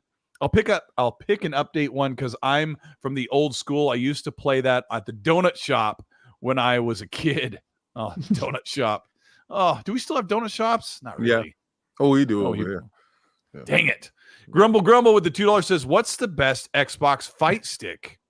Hori. I haven't looked at those in a while. Hori? What do you got, King? Hori. I have 2 Hori fight sticks for my 360, and they can actually. Hori was expensive. Yeah, truly. How much is that fighting stick, King? It cost me $79.95 for one of them. The other one cost me $150. It's worth it though. But they have weight to it, and it's very durable, very durable. Because I'm used to the Neo Geo controllers, the original Neo Geo MVS controllers, where they were built very solid. So as soon as I was able to purchase that for consoles, whatever console it was, I always went and got a fighting stick. Oh, nice. Okay, yeah, I guess that's something that people could pick up if they really want to get serious. I've got a driving seat over here and a steering wheel and shifter, and I get real serious when I do that. I get real sweaty when I do it. Love it. You're the guy that Gran Turismo and Forza that's the market. You're the market. Forza's better. Of course. I'm Danny Passion Official, thank you. He says, by the way, I have 3 hours of driving left. We'll be able to cover some of that. And then my boy 108 Dragon says, "Is that you, my baby Colt, looking sharp? King Gaz, what's good? Xbox is going to kill it. 108 out." Everyone's hyped about this show, man, and even I'm hyped about it. Yeah, shout out to 108. So I saw 108. I haven't had a chance to ask. Are you trying to go? Are you going to this fan fest? No. I have heard from very few people that are going, other than 5 or 6 people that I'm really looking forward to, but not going to make it. Tim, I, and Megatron, we'd have definitely dragged 108 with us, and we had the real hard debate on it. So, yeah, it's a long trip. I'm a 16-hour drive away, but the flight should take a couple hours. And then while I'm there, I got to get an exotic car. So I was thinking about Maserati or something like that. Because I was supposed to have a Maserati when we was going up to the last one. And then I would have had to probably do a Lamborghini or something like that. I can't fit in a Lotus. Just save that cash next year. Let's do it. Yeah. Here's the difference between King at E3. King gets a yellow Corvette convertible. Colteastwood gets the $5 electric scooter on the corner of 5th and Pine, whatever it is, right? But they're all over the place. I live large. Oh my gosh. Yeah. Shout out to Ainsley from Season Gaming. He told us a story about how they rode those things all over town and smashed and ran over people. And yeah, they had a good time. They had a great time. Sleepy Vistas with a $2 says, if Final Fantasy VII Remake comes to Game Pass, does it come to cloud? Yep, it sure does. I think that's pretty much the agreement. Cloud. That anything that comes to Game Pass is also clouded. That's actually hilarious. I got the joke. It was fantastic. Thank you, sir. I appreciate the joke. I love the humor. All right, here's the next thing. The Xbox put out a small promo on Twitter where they said Xbox. Yeah. Somebody clocked that they said Xbox 23 times, and they think Xbox does something always for a reason. And one of the people in one of those very short micro clips, Gaz, was Don Matrick looking at Kojima-san. So what do you think about this crazy rumor that Xbox is planning on showing 23 games gameplay, and Kojima is in there for a reason? Do you believe in the conspiracy theory? I trust Jeff Grubb as a source, and I don't think Kojima coming to Xbox is a conspiracy. I think it's a matter of when, and it makes sense. I don't know about this whole viral, very weird, cryptic marketing strategy. 23 games gameplay. I mean, first party. I don't know. It's going to be a weird one. All I know is that if Kojima is on that stage, Megaton, it's end of world. It is ridiculous. This is like, that's it. It's a win. It's like done. No, even PlayStation fanboys. He only has to like peek through the curtains, like, hello. Yeah, no, I mean, yeah, it's huge. Like, I mean, Colin Moriarty talked about it, like, and he's spot on about the fact that the optics wise, it's huge for Xbox. Whatever Kojima's working, even if you're not a fan of Kojima's games, that's going to be big. If that happens this year, oh my god, I didn't even expect Kojima on stage this E3. I don't. But if he is there, Holy, that's insane. That's insane. My good friend Keith says, haha, you're shortchanging that number when I say 23. Last year they showed 32 games, but people are speculating that maybe the 23 is gameplay showings. No, those so this year that's Game Pass. So King, where are you sitting on this number 23? And you also have something to say about this Kojima prediction. I think it's 23 games that's going to be in Game Pass day and date, right? And the Kojima thing, I don't think Kojima's on the stage. I think he has a video. I think they have a theatrics thing that's going to happen with it, and you're going to find out that Death Stranding is going to probably be on Xbox at some point or something like that. I don't know. Could be. I don't know. I mean, the game didn't sell at all over there, and it hit the PC, I guess. So it's whatever. It still would be an afterthought for the PlayStation fan base, but for the Xbox fan base, it'll be something different. And the level of community that game does need for it to drop inside Game Pass, it can actually exceed what it was initially supposed to exceed. So from what I hear, because I never played the game, because I wasn't going to give money for the game at that point in time, because I didn't see what it was supposed to be. Then after hearing a couple of people like Brap and everybody else talk about it very well, but they said there's certain aspects of the game that you build a bridge, or you go to a part in the game, there's no bridge, but the community can help build the bridge and you can leave stuff down. That sounds like it lives in a service. That sounds like that game was made for like a Game Pass type of service. So the fact that it launched on its own without all the people that was there to support it, I think Game Pass with the 30 plus million people can actually push that game to where it's supposed to be. So I think he comes out, and I think that is kind of what's said. And I think Kojima does Sony, but PlayStation owns that IP, the Death Stranding IP. So then Sony will produce it and put it on Game Pass. Like MLB. I mean, they did say they're going like a lot more, of other stuff, right? They did say they're going more multi-platform. Let's see. Mr. Grumble says, is there motorized seat wheel for Xbox or only PC? There's a bunch of different seats and wheels. Like I'm using the Logitech, which is a very popular one, like the Thrustmaster. They're about $300, and they're of course motorized here. But for as far as the seat, my seat just sits here. I don't have a hydraulic one. Those are like 10 grand. What? King? Colt said he's using the Thrustmaster. Oh, come on now. I'm using the Logitech. I don't use the Thrustmaster. That's what Gaz ordered from Amazon the other day. Oh, you God. So, no, Thrustmaster is a really popular steering wheel. They asked me which one I wanted. I'm like, well, I don't want the Thrustmaster. I don't want to get hurt. It's just hilarious. I'm sorry. I'm juvenile. Oh, my gosh. This is a family show. Yeah. Sorry, Narasi says, with the $5, says, random speculation. Battlefield on Game Pass with Season 1 finally approaching. GoldenEye available now. Kojima closes out the show with an exclusive. He goes back to Kojima thing, but this GoldenEye thing is very real. What if they do? Special Nick has been going nuts on this game. He's trying to bring everyone to the church of GoldenEye. He's preaching play out there for one day, Nick, and then you're gonna not play it.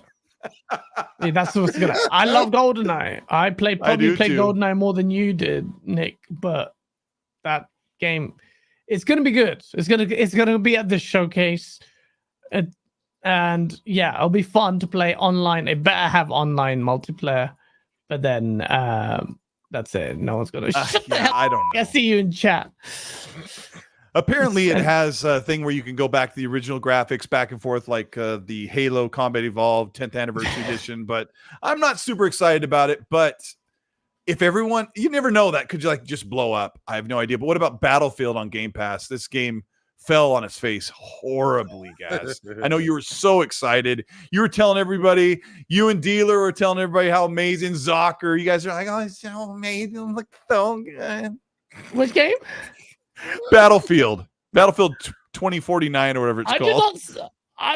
What? Don't look me in with Zorka 87 was mindlessly shilling for the game, and then when no, I was in party chat. It looks so good. And I was like, no, this game was actually kind of terrible. That's why I said it on my live shows. Like, it was broken, it was buggy. It felt like a barely an upgrade from the last game. I wanted all the things I wanted weren't in this game. And then Zoker87 was like, no, man, I thought it was an amazing game. Oh, it worked fine for me. And then when the news broke out, the game is broke next week. It's like, oh, yeah, it's terrible. I was like, Zoker, you little. No, Battlefield is a fat L that DICE have recognized, and that's going to cause a massive upheaval. So it has caused an upheaval within DICE to get their act together. It's a failure, fat L. I was a huge fan. I did a video on Battlefield before it was launched. It's a massive thing that no one watched, and it was just I barely played it. Nobody watched it. Yeah. I love that demo. I thought it was really good. Thank you.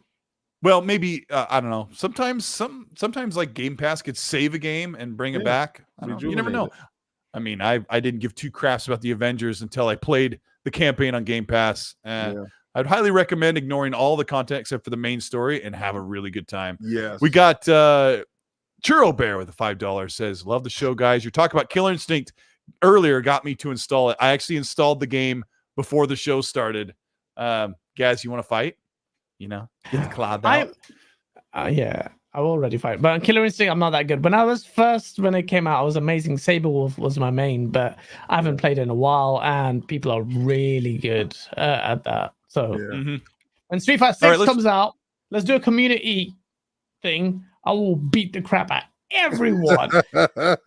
Do it. Everyone. I'll be right there. Let's talk about this extended showcase. This was brand new news this morning. If you're in the US, it dropped like when you were still crawling out of bed. If you're in the UK, you were enjoying your day well into it, guys. Xbox said, we're not only doing a 90-minute show on Sunday, but Tuesday, we are going to do another 90-minute show. What did they say they were going to do? Get the audience up to speed. Yeah, so another 90-minute extended show, just a couple of days after the big one. That's pretty crazy. And part of what they were saying was that they're going to have a mixture of different things. So you're going to have developers on there, you're going to have a lot extended gameplay as well for those games. The question is, are we going to see a lot of first-party stuff? Are we going to see a lot of third-party stuff? I just think, in my opinion, Xbox has so much to potentially show that it's overflowing. They can't contain it in their initial 90-minute Sunday show. So it's going to be, I'm very excited about it. For me, it's huge, man. 90-minute extended show. I hope it's not padded out with really long, drawn-out interviews. I want it also very similar to, maybe not similar, but more gameplay, lengthier gameplay. Use that time to show off the games a little bit more. Yeah. But I have high hopes for it. I think it's going to be amazing. I'm so excited. I'm like a little kid. I just like all I can think about is Sunday. All I can think about is Sunday, then Tuesday. It's going to be epic. But 90 minutes for an extended show, you shouldn't scoff at that. That's big. Yeah, I'm with you. I think for the most part, Xbox has noticed that the long interviews don't do very well for the audience. So hopefully they learn that lesson. King, what are you expecting with this 90-minute extended showcase on Tuesday? Well, they did something similar last year with, Paris. So shout out to Paris for doing a fantastic show. I loved every bit of it. What they were allowed to do with the first show was just concentrate on gameplay and giving a good show. So they didn't have to put the fluff in there, and they could save that for a later deep dive. And I thought that was genius. But the fact that they have Bethesda now, they can't do normally what Microsoft would do with the one show. And, the four teams that they had before. They have a Maybrit of teams. So, again, they need more space. That's not the only show, but they need more space to give you all the stuff that they're working on. There's tons of stuff, and people want more like deep dives. There's a certain segment of the community that want to see more about the game. They just don't want to see the trailer and a short gameplay snippet and like a banner and a name and move on to the next. They want a little bit more. So for that consumer that needs to know and get a little bit more educated, we have a show for you, and you don't have to wait a week or a couple of months. It's the day after, they give you the recovery day, which is Monday, and you're like, oh my God, I just saw all this crazy stuff, and wait, there's more, and it's Tuesday, and you get to see whatever was your favorite game at the show. Maybe that game has a deep dive there. So that's a fantastic thing. I'm gonna throw in some second grade math for you guys. What King's talking about, like what they need to show at the showcase, and then they have this overflow showcase, right?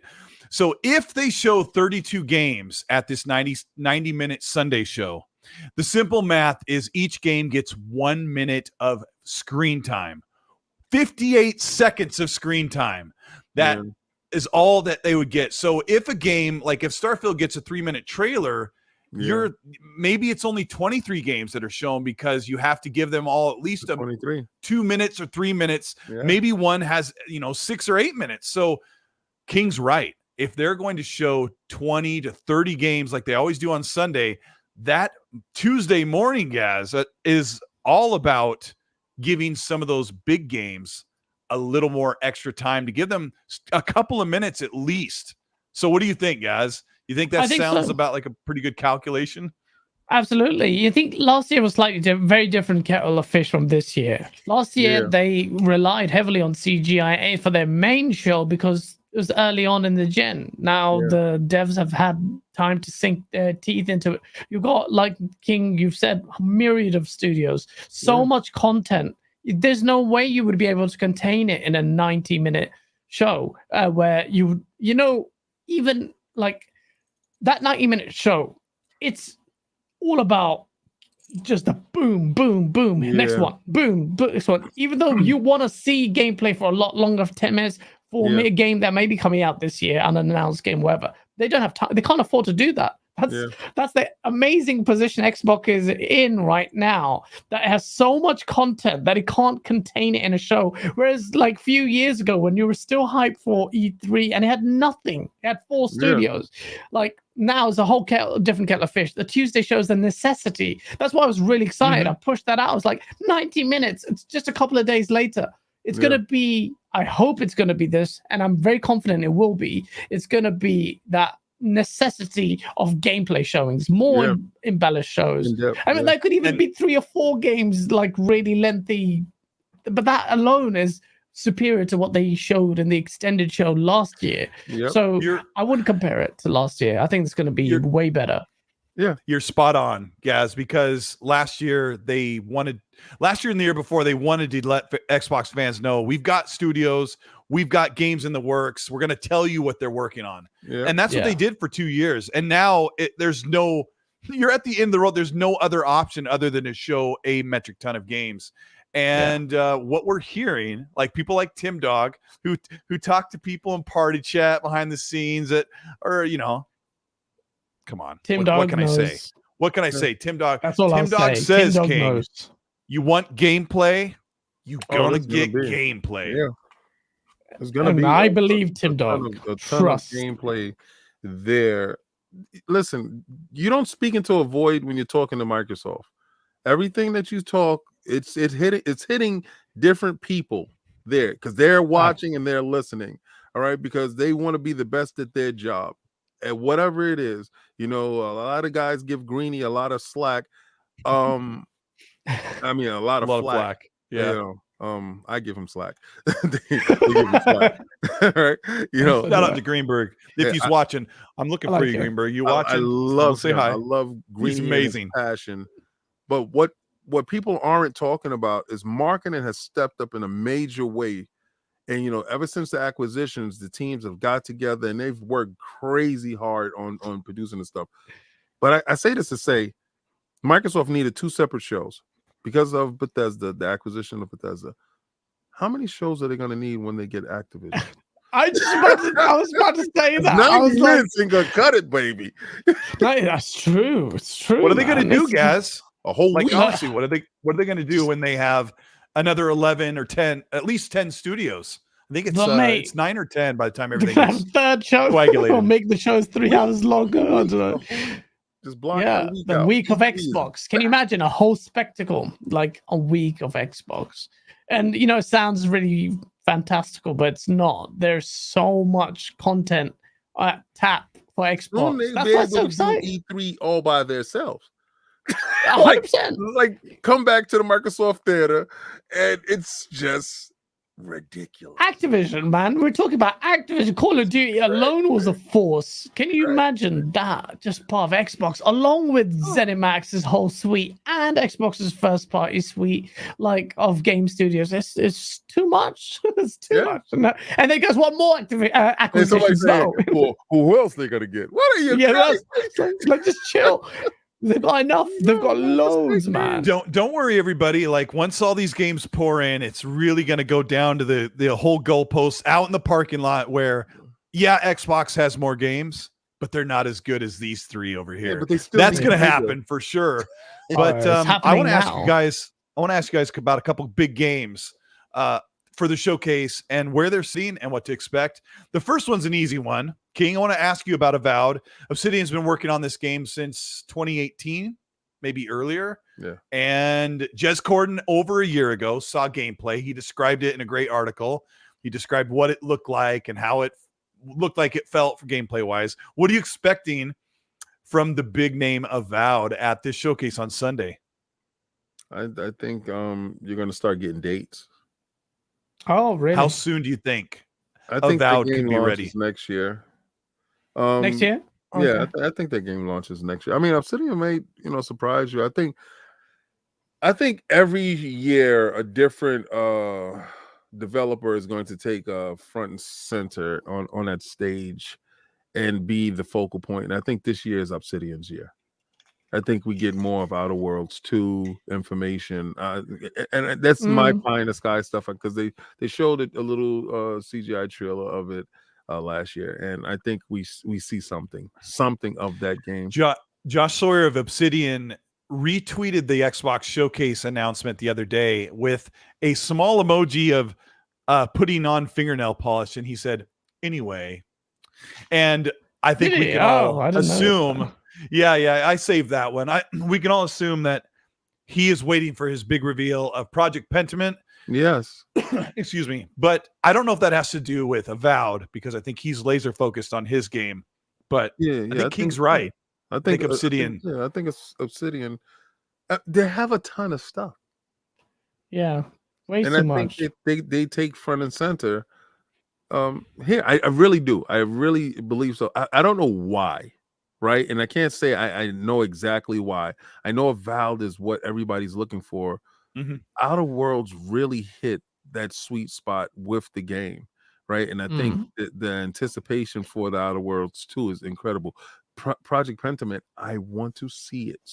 And I want to see it is in its entirety. And I know he can't wait for that. So I think they're going to have like 3 to 4 games that they're going to, one surprise game and there are 3 games that they're going to be talking about just for them.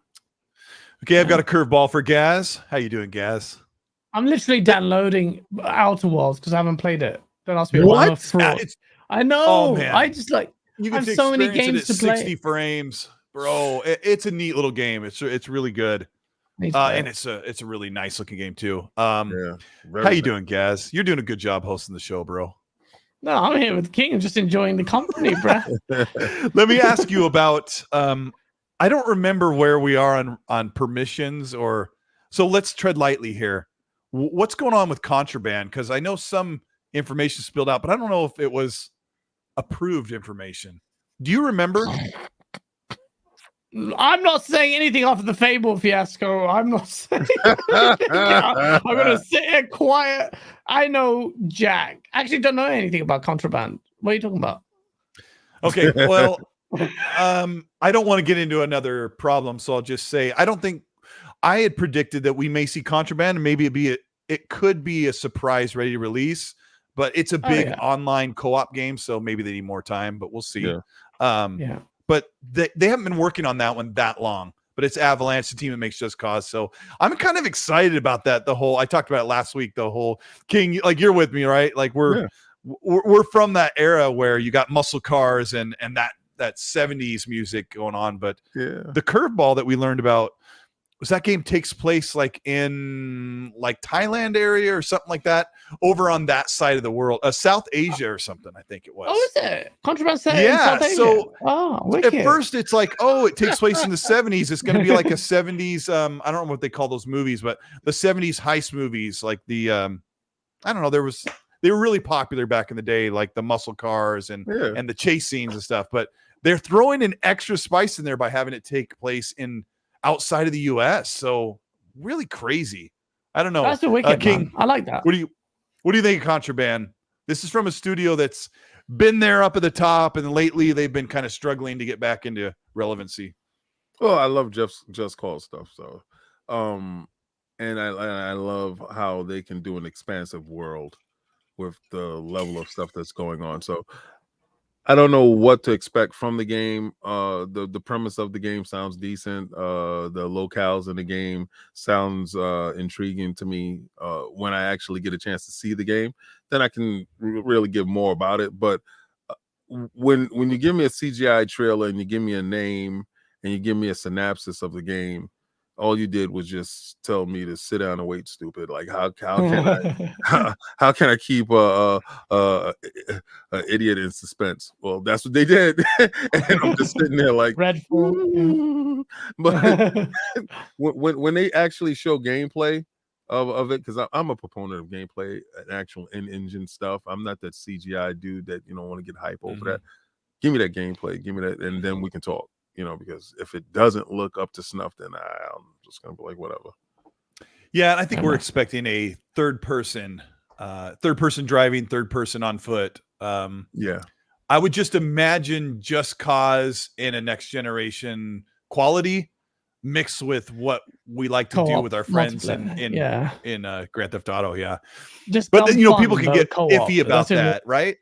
Yeah, people can get a little iffy about, Just Cause 3 and 4 weren't the best. Like 2's fantastic, and then they're like, Grand Theft Auto Online's trash, right? But you can't please those people. Nah, man, that's BS. Ultimately, people want to play good games. Those Avalanche do make fun games, fun games. Now add co-op to that, 4-player co-op, heists from like GTA. It's amazing. Everyone's going to be playing that. Like a big reason Outriders is semi-competent third-person game that copied Destiny, but is the fact that you can play with your friends. And people enjoyed it.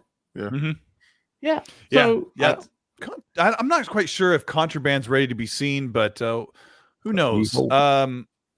What about Hellblade 2? They've been teasing the heck out of this game, and some are like calculating it could be ready. King, do you think it's time? Like Hellblade's going to get that release date at the showcase? Yeah, I think they show gameplay. Because the last time everybody didn't know if it was gameplay because you didn't see a HUD or whatever, and that somebody had to bring up there's no HUD inside Hellblade. Right? So I think the game actually is almost ready to ship. They're probably tightening up some stuff, and they can give you a date on it. We forget the bangers that they do have because we're always looking for the next and what's next. Give me what you've shown me, right? That's my feeling with them, and I think Hellblade is the closest one out of all of them to be released, because that what I did see is I do believe that was gameplay that they were showing. It was, and I do believe that showing that was absolutely incredible. That means they're a little bit further along than everybody else, because if they're able to show gameplay then, so imagine where they are now with that game. So what if they show gameplay, King, and they don't have a release date? And for the most, what if they show a ton of gameplay at this show and no release dates? Is that going to be a big problem? That's a L. The hell with that. Don't do that. Don't play with me with that. Because all right, at the end of the day, we want to know when we're going to partake. Right? It's not about it's good. You can show us these trailers. You can do all this stuff. You can show us gameplay. We want to know when we can jump into this pool for these games, right? So you got to give us some dates on some stuff. I don't care if you tell me spring of next year. I don't. Okay. You're okay with a season in a year, right? You don't. You don't have to knock down and nail down an exact date like they did with Starfield, which shot him in the foot, right? If they would have said holiday of 2022, then you'd be like, okay, cool. But they said 11/22/22 or something like that, and you're like, yeah, oh god, yeah. Gaz is shaking his head. Gaz, where you want days, right? You meant with King on that? He wants date. No, he wants days. And I think right now, in how the climate is and how everything is, you really can't do that until you really close to those days, like at least 3 months out. You can say, okay, then this day. I think, look, in this case, this is a very tricky showcase. They have to do a few things here, but they can do mix of things. Okay, so a lot of people say I don't like CGI. I think they can show CGI for a couple of games that they're further out. Oh yeah, they're buying those games. Yeah, like boom, like let's show you the roadmap. You know, like Elder Scrolls. Right. That was big, and you know we know it's coming huge. So do something like that. Maybe even Killer Instinct. But you know, like. But just a little bit. But they can show a couple of games announced with CGI trailers, no gameplay later on. Primarily, they should focus on gameplay. So the show, we have so much like Avowed, you've got, you know, Perfect Dark, you've got Fable, you've got Everwild, you've got Forza, you've got all these games, Outer Worlds 2, that are announced alone. If they just showed gameplay for these games and no new games, it would be a win. It would be a win because it's so much goodness. But they need to, obviously not going to show everything. So what they're going to show is mostly gameplay for a lot of announced games, show a couple of surprises for far off games on CGI cutscenes, and somehow, if they can, and I think they should, have a first party game beyond Forza that's at least one more this year, 2020. Oh yes. Yeah, and then you're having a wicked show. Then you've assuming the showings are good, great show. Now there's somebody in the chat that I won't highlight that has been saying over and over that King will be smiling, that we're going to be happy, that it's going to be good. And I know this person talks to people, so my confidence level, of course I get nervous about a big show like this. You know, I was at the 2019 show with King. We're sitting in the same row, and 2019 was not their best show for sure, but I had an amazing time, and my phone was blowing up with people going, that was trash. Cole, I can't believe you were there for that mess. And I was like, what, you know, and my wife was with me and said, just put your phone away and enjoy the weekend. And we had a great time. Really good. So I'm a little nervous about the show, but it really is shaping up with all of the stuff we're hearing. That because you said it so well, Gaz, that there really is no other way, that everything's been delayed up to this point.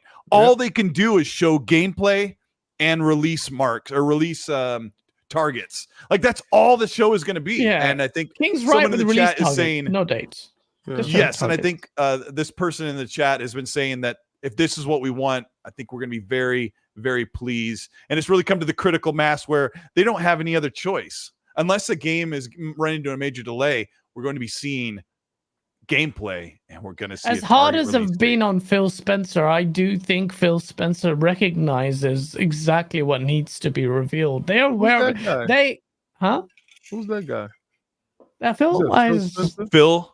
Oh, you're talking about Phil Maximus. Dominus Maximus Aurelius. Before he became CEO of gaming. Phil Dominus Maximus Aurelius. Oh, that guy. Oh, the guy. I have to tell you, chat. Like I said, King was in the same row as I was at the Xbox showcase in 2019, and when Phil stepped up on stage, King stood up. They told us not to stand up. You guys are not to stand up. The whole back of the theater was all the media.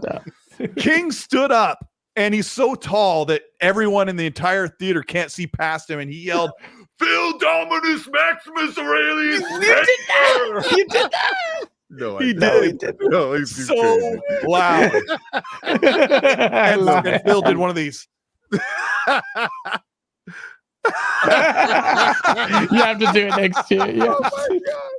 No, we love it. It was so fun. Started the chair of Dominus, and the crowd Dominus. started going Dominus. It's dope. It's just a dope thing. It's so important, that show, and just to have the show where everyone's going to be watching it from home. And even that's so important. I'm so glad that Xbox, people are saying like PlayStation killed E3. It's like, no, they didn't. They left. They left after embarrassing themselves with the flute guy. They've never come back. And then they've almost refused to interact in most of the shows. Like, of course, they'll be at the Keeleys and they'll make an appearance, but they don't go to Gamescom often. It's just been Xbox been really been there. And I think it makes a big difference for the fans. The reason they're not there, I think Sean Layden, Sean's awesome. Really loved and understood what E3 meant. Yeah. Right. And because he's a showman, he has that flair. Yeah. He does it. He does it effortlessly. If you see him, that's what we identified the PlayStation brand with. In the moment that he was gone, they looked at the E3 like, financially, this doesn't make sense. There's a lot of fluff for nothing. We already have these guys in pocket. We're trying to expand, type of thing, and we can always just do it from this place or whatever. Go ahead. Sorry. I gotta say, Fahim Scott in the chat says they didn't need E3. Stop. Oh man, listen. My brother in Christ. Let me tell you something.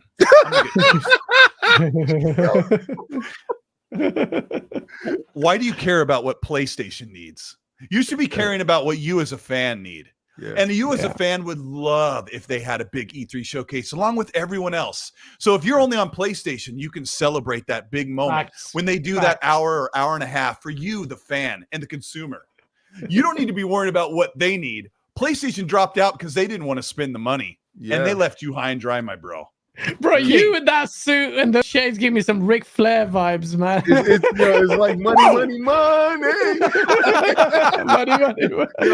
King, I'm so sorry I interrupted you, bro. Shane McMahon walking down the aisle. Yeah, Shane McMahon. Yeah. All the money. Like, I control all of you. Like, I can't. These people who say PlayStation was too good for E3. Come on. Come on. It's like you are beholden to what they do. And you don't want to hold them to that standard. You don't want to criticize because you feel the fear of being ostracized. That's what it is. So the fear, you just don't criticize them because you understand that you will be on the outs. I get it and I understand, but at some point in time, you have to show yourself value. Yeah. That 30-minute show with a bunch of multi-plats or whatever, that's nice. And it felt so good that you saw them out there. He was like, yeah, and you was like, yeah, take that Xbox. That's what you felt. But could you imagine if they had an actual show that you can really say, take that Xbox? Yeah. I love Microsoft respecting the tradition. And I think Sean would have respected the tradition. Different people in management hold different things of value. And Jim is in place. He can still say, well, we can still give him a couple of shows throughout the year, and it still represents the PlayStation brand. They still do their show, and they do it, in July or late June. I think it's usually in July. They still do their show, but it's like it's the principle of it. You can do your show, PlayStation, on your own, but do it the week of, and at least pretend to be a part of this major community. They'll still get as many views no matter what. And I got to give a shout to this amazing chat who is just keeping us energized. They're saying that, what would they say? Oh, the Ric Flair thing. I got to go back. I look like Night at the Roxbury Cult, which is amazing. But I don't know. Everyone knows that it's so important to have that gamer Christmas when everyone is doing their shows. That whole week is amazing. We just get bombarded with all the stuff that we're going to be playing. So amazing. But guys, thank you so much. This is XNC Podcast. I'm the host, Colteastwood, with my co-host, Gaz from Game On Daily, and here with Iron Lords, King David, Both of their Twitter handles and YouTube channels will be in the description if you want to check them out. Thanks to the amazing mods, Yodana Kuzada and Happy Bomb, for making sure everything goes great with the bots that just relentlessly come in and want to sell you something. Gaz clicks it every single time. But, we're having a really great time. Gaz, thank you so much for making this an amazing show. Why don't you take over and give our man King David a really great, respectful sign out. King, I know you need to go, brother King. I love you, man. Nothing but love. It's gonna be painful that I don't get to see you for another year. Yeah. But next year, inshallah, I will see you, brother. And it's gonna be insane. Thank you for killing it. Why am I the host now? Thank you for killing it, King. Hopefully we can have you in the realm of Go Live soon. I know you need to go. But tell your loyal viewers what's in store next for the realm of the Lords and King David. Okay, well, Saturday, Combat Talk with the King. If you can follow me on Twitter, King David OTW. So if you put in Lord King David Swami, you're not gonna find me. All right, so it's King David OTW. All right, and that's of the world, not on the way. It's the same thing on my Xbox. If you ever just want to hang out, I'm on Xbox, King David OTW. If you want to play on PlayStation, is Xbox 360 Lover 01. And I'm not joking, it's there. I think Sony has blocked me out of my account. But again, Combat Talk with the King, Saturdays at 10 p.m. where drinks is free and is on me. Come out and hang out with a guy. We're going to talk about the fights that's on. And KOS is making its comeback. I'm still working with Graphic God on some stuff, but I just got in a ton of statues. Well, not a ton. It's $7,000 worth of statues only get you 3 statues. So yeah, exactly. What? So yeah, they're at the house. Yeah, that's mad. Dang, mad. Yeah. Beautiful stuff. But I'm going to change the game and how we view, hear, and interact with podcasts. So that's all in the works. An Iron Lords podcast this Sunday. We're going on an hour earlier to actually give you a live from the show of Microsoft Reaction Show. It's gonna be an incredible show. I can't say more. Like Colt, I don't do late night because I work at nights. But when Colt calls, I come a running because Colt and I share a special bond. And the fact that I gotta say, you got my man Gaz here, and I absolutely love Gaz because I try to do game on daily as much as possible. And the fact that I have my show on Saturday, it makes it a little bit harder to do. So the fact that I got him here, the only thing I'm missing is Asa. Asa, I miss you, baby. Oh, Ace is amazing. Yeah, I'm 97% right, and you're 95% right. But that's great math. I love it. Thank Ace you right for having me. Thank you. And I gotta say, oh my gosh, he's so bad. He's so bad. I gotta say I'm sure everyone here who's watching, we've got over 1,200 people watching, and everybody in the chat, who the Iron Lords are. Who King David is. And if you don't, and if you're listening to this on demand, and if you're only, on Spotify or Google, Apple Podcasts, whatever, and you're just learning about the show, King David is on the Iron Lords podcast on Sundays, and they are a massive, don't get embarrassed, you all right, King? They're a massive force to be reckoned with. They do an amazing, incredible, very long show. They do 3 or 4 hours. There is nothing but laughs, great information. They get amazing guests. They are some almost 12,000 subscribers, I think, on their channel. I tell people, if we get to 15,000, I'm giving away a console, whatever console you want, except for the PC. If you want a Steam Deck, yeah, absolutely fantastic stuff. But go check them out. I'll have a link to the Iron Lords. Our Yodani Kazadov's put that in the chat. But Gaz and I are going to read a couple supers and let this go because it's super late for Gaz. King, I don't know if you want to stick around, but I'll read a couple of these, and you're welcome to go anytime. You guys later. Love you guys. Thank you so much again. Guys, hit me in the DM so we can actually work out something because I need to be on Game On Daily. Definitely. Please, if you can do this Saturday, I've got another really good guest. You two would hit it off. I'll send you a DM. We're gonna talk. Hit me. We'll talk. Nice. All right, take care, brother. Thank you, Colt. Peace. Thank you again, sir. See you, King. Bye. All right, Gaz, are you good? Are you good to stick, or you need to go crawl into bed? You can crawl into bed if you want to. I can do it, bro. I'm here for you, man. I'll get through this quickly, but we got some great. Let me change this banner here. What is it? Brand? Let me just go behind the scenes and fix everything. It's so funny because I can barely, I can't really see all that well. I took it off straight away. I don't know how you did that for so long. Well, I couldn't keep my. It's been fun. It's been very fun, but we got a couple supers here. We got G Stel with the $5 says, "Yo, Lord King, remember me from Dirt Greggy's podcast. Peace to everybody in the chat." I should have read that one while I was here. Butterball with a 5 says, "Do you have Blizz? Oh, they still have BlizzCon and QuakeCon to show stuff." So I mean, that's really a part of what Xbox is getting, right, guys? That's my Quake. Is that going to be your Quake? Quake. I just wanted Quake. I wanted to talk about Quake. Your Sauce video was fantastic. Chat, did you see his last Sauce video about Spider-Man going to PC? Nah, I don't know. Yeah, but yeah, that was, thanks a lot. Change the format a bit, and I think I will in the future. But yeah, always evolving, bro. Have to in this game. JD Gamer the $5 says, "So the first showing is fire and the second showing is the boom. Thinking of when Activision is they'll have a crazy long show, and don't forget Sega." I don't think they're going to buy in Sega. Guys, is that going to happen? No, acquisition talk is going to be all frozen until ABK gets done. It's the moment ABK goes through 6 or 9 months. Yeah. Pushing Damn. Polygons. Thank you so much for the 5 says, "So how much of this show is 2023 releases versus 2024 releases? What gets delayed out of 23 to give breathing room for all the content?" I'll ask you guys, are they going to push games to give other games breathing room, or is it just like, you know what, just do it? No. They definitely will, man. Pacing is so important. The last thing you want to do is cannibalize internally your IPs, because that will just piss off other first-party studios among them internally. You don't want that.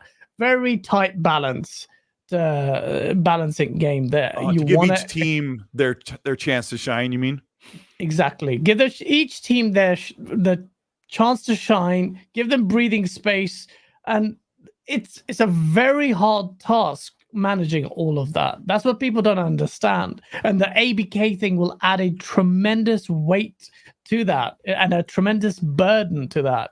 You're gonna have, and you know, Hagi in many ways is right. You know, like Phil Spencer will probably want to focus on the first party outfit because there's so much talent there, and Game Pass adds a layer of complexity to that.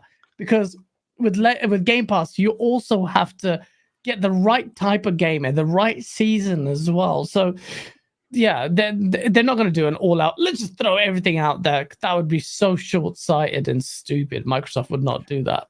Yeah, like they need to get their games out there and kind of make up for that deficit. But yeah, you're right. They do need to make sure everything gets timed out. I just took my sunglasses on, Gaz, and it's like I'm on the I'm on the surface of Venus right now.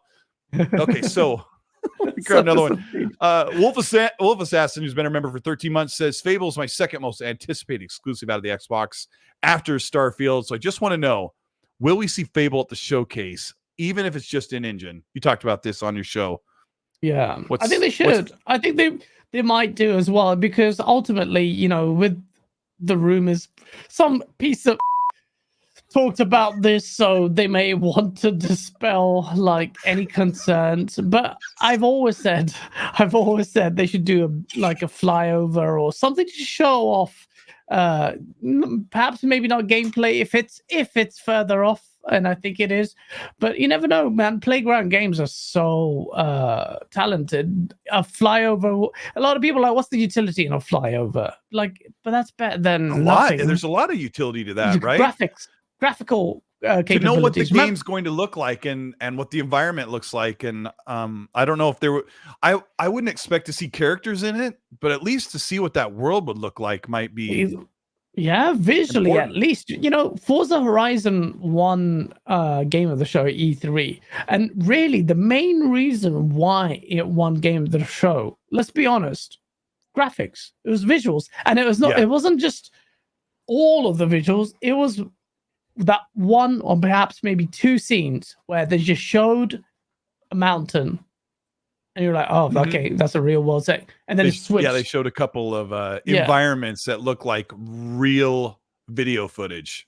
Yeah, and obviously Fable's not going to go for photorealism, but it could go for that kind of like, this is it, like show very brief. In fact, and people might not agree with me, for a lot of titles, they can do bits like that are further off anyway, because then it's like, it reinforces confidence in us. It's like, all right, development's happening, things are developing, maybe not committed to dates, but we can start to see what these look like, along with showing us more. Obviously, the pressure is on for them to actually release games, but this I have very high. Maybe it's going to burn me in the end, but I'm very confident in Xbox this show. I think it's going to be a fire show this year. The longer this goes on, the more chances of Xbox really blowing our socks off, because they have the talent. They have the games. I mean, the games they already announced are enough. Like, not enough but, enough to really take us away.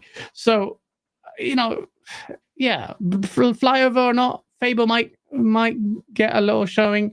I'm just very like a kid well, I don't celebrate Christmas, but it's at Christmas time. This is my Christmas. This is our Christmas. Chat gamers, you know what I'm talking about. The hype is real. All I can think about is Sunday. That's all I can think about. I'm counting out. I have such a busy week. I've got stag do and all of that, and all I care about is what am I doing on Sunday. I just want to watch that show. I want to freeze myself. It makes me nervous. Cryostasis. See, chat. Colt, why you think it's good show's good? This is no. I'm just anticipating sitting there watching, and I know so much that they're working on, and I feel like I've clocked everything. But what always happens is, half the time when they start to show something comes up on screen, I'm going, is this game? Is it this? Is it this? Is this new? Is this that? And it takes so long. I'm like jumping all over the place because I don't know what it is, and then I settle in. I'm like, oh my gosh, this is Avowed. This is Avowed. I'm like, wait, no, it's not. It's something else. Yeah, I'm so nervous for that.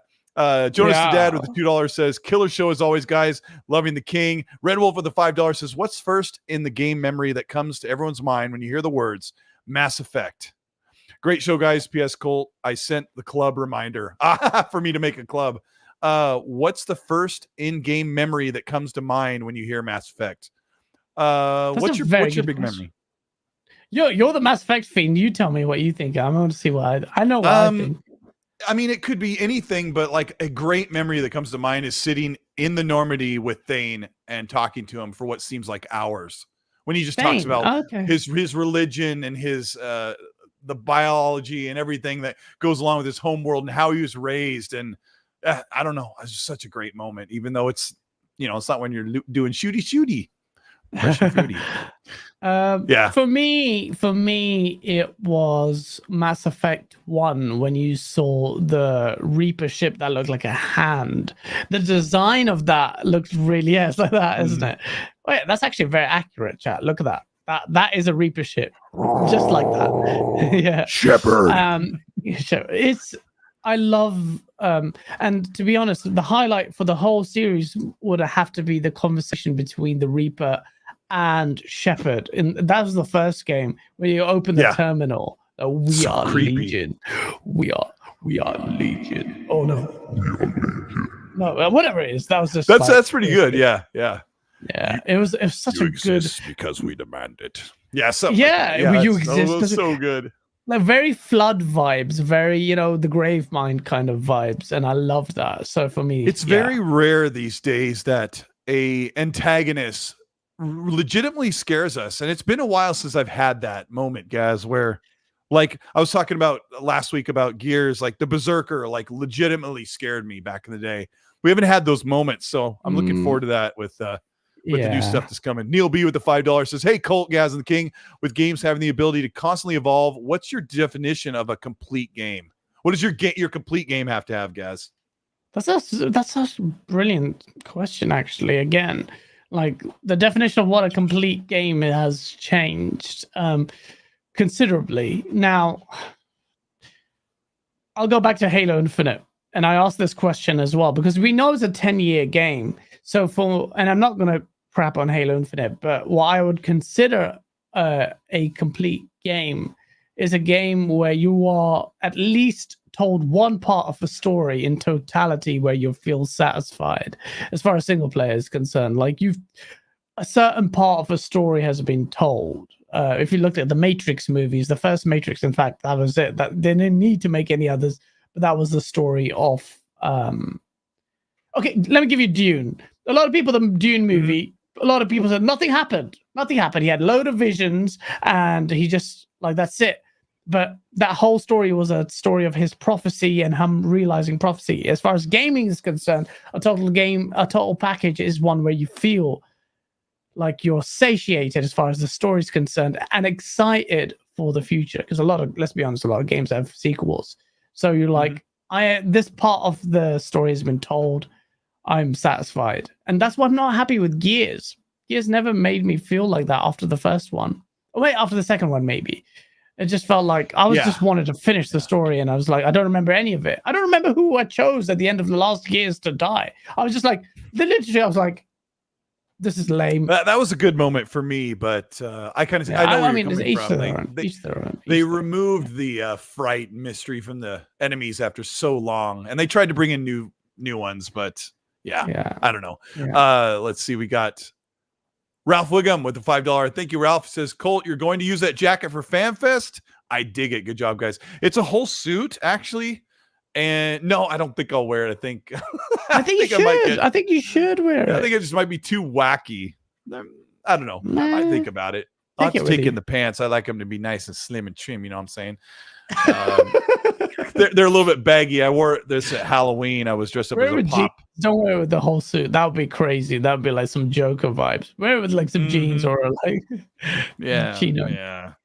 Let's see. We got Gamers Play HUD 0 with the $2. Says the Xbox and Bethesda Showcase Part 1 and 2 will make everyone smile. And Hargeet Johnny with the $2 says PlayStation is at E3 because PlayStation has no games. We were talking to Hargeet. Hargeet and I were talking about how PlayStation doesn't have anything. Oh, Zocker made me so mad during this conversation today. Hargeet says PlayStation doesn't have any games. They've only got Wolverine, Spider-Man 2, and God of War Ragnarok. And for the most part, from their first party, not counting their third party and their money hat and all that stuff, their first party, we don't know what they're making. But Zucker's like, well, they don't have a problem where they need to tell you what they're making because they've had a really great PlayStation 4. And I'm like, well, that's great for PlayStation 4, but we're all on PlayStation 5 now. We're moving on. What's coming? Well, partly disagray and agree there. Like, yes, you have a legacy and you can go back and rely on the strength of the foundation you set last gen. But you have to, there is a value in showing us your roadmap. And as the time goes on, the pressure mounts on PlayStation. Now, look at Xbox's stuff now, even if it's far away. Avowed, we know Elder Scrolls, very far away, but massive knowing that that's there. That's a signal there, like, you know, especially for the competition. We need to counter that. Then you got Fable, like that, when that's coming, that's an RPG, you know, that's coming whenever. Then you've got Outer Worlds to another game. Then you've got so many different games. I can name all the games that are coming out there. But on PlayStation, you've got Wolverine 2, Spider-Man, and that's it. I mean, God of War's coming out this year, presumably, so I don't count that. Yeah, I think so. What else is there? They've got 25 games in the works, but they need to show, and they will this year. They will reveal that they need to counter. Yes, to counter what Hargeet said. Like, yeah, right now it looks like they don't have any type of roadmap that we know about, but they also have almost as many studios as Xbox does. So they're really pushing hard. And like you said, I think in July, they'll announce a whole bunch of stuff. So and I think there's going to be this fierce, crazy fight where there's more games than we're used to playing. I think it's going to be bigger than even PS4. Xbox and PlayStation will have more games than that whole generation did. So that's going to be good. Siko Yume with the $2 says, I can't wait for Spider-Man on the PlayStation Steam Deck. Messiness. You've got that Steam Deck. You're liking that sucker. You've been using it? Oh, yeah. I could play the PlayStation Spider-Man Steam Deck. I've been using it, although I've been playing Disco Elysium, Sonic Mania, hardly the games to stretch out there. I downloaded Resident Evil 7 as well on that. So, yeah, it's a great machine, but I still have... How's the screen? Is it bright enough? Is it sharp enough? Is it great? screen is lovely. The power button for mine is a bit weird, but other than that, it just feels chunky and nice. It feels nice to hold on to as opposed to the Switch. How much was it? Which like £450. I bought the 256 gig one. It's pretty decent. Pretty decent. Okay. JD Gamer, the $20 says narratives will die on June 12th. Tears will flow and salt will fall from the sky. Mics will be dropped and kings will be crowned. There is a force moving through the community, and some will see Xbox can't be stopped. Ooh, that's good. Super. Thank you so much for the 20, JD. So remember this moment. I'm very excited, and this is what I've already said. People in the community and lots of people unfollowed me and all that, and to me that's a filtration system of people I don't want to be associated with anyway. But isn't that nice? Like, it's nice, but it's like I'll always be critical. I'll always be critical of Xbox. Just as excited as I am now, I'll be very critical when the show comes. And people may not like that, and I know in chat people won't like it, and who cares? Like, people got to be real, man. What do you want? You want a yes man podcast? Like, we're just gonna give you all these amazing, like, oh, this is gonna be shown, this is gonna be shown, and and then damage control podcast. Not like that. A lot of people in community go after you, Colt, for like, being Xbox, shilling Xbox, but people don't know you. People don't know you like I know you. You are critical as hell, man. Yeah, and we've both been hit pretty hard with people who don't like our criticism for, the game DVR, Halo, not showing gameplay, and all these other problems that they've had. And Starfield delay. Yeah, sure. Yeah, like, you and I did a whole podcast about the delay, and actually everyone was control it. There was quite a bit of people that were rightfully frustrated with us, so that was a really good discussion. If you're critical of our critiques, I'm happy to have that, because absolutely. Look, chat to us. If you think like, no, you're wrong because I think this is okay, that's fine. We'll counter or whatever. But ultimately, you don't want a podcast where it's just echo chamber. And this isn't what you ain't. This is your show. You brought me on here because like, people need to recognize you. I see a lot of your Xbox show, you'll be critical, so Xbox cancelled your check. Absolute nonsense and bollocks. They don't know you. And that's why, people need to respect that. You got to be real. You're nervous for the show. Why are you nervous for the show? Because you want Xbox to do well, but you're not going to I want it to be a really good show, and I want to have I want to be super excited because we know lots of things are coming, and I hope everything looks great. Yeah, I mean, I'm partially because I'm nervous because you and I are gonna say how it is, and most shows do that as well. So it's not like we're doing anything special. So I'm just nervous for some stuff not landing the right way. And this is a great one from Still Wreaking Havoc with a $5. Thanks to Wreaking Havoc. He says the problem with Halo is that it's T for teen, and he says all the best Halos are rated M. And it got me thinking that Halo Infinite was pushing for that big Fortnite moment, free to play. They wanted millions and millions of people on the multiplayer, and they took away that. I was generally frightened of the flood when I first played Combat Evolved. So we don't really get that moment. Some of the enemies were quite fierce in that campaign, though, Gaz. In terms of difficulty-wise, they're all new. They were not new enemies, apart from the one flying thing. They were all the same recycled. Well, not recycled, but all staple enemies. I do agree. I was kind of disappointed in the tone change, but I think with Halo, now that where we are at, the Endless can still be an imposing enemy depending on the design. Just like the Reapers, for instance, they can have something like ominous, but they don't have to be super mature. It is what it is, though. Yeah. Let's see here. We got 108 Dragon says Gaz is nuts. I love your Iron Lord drop. Fire. I loved your Iron Lord. He has some production value in his. I saw yours 108. That was really good as well. What a great community. This community is fantastic. The Xbox is the best community.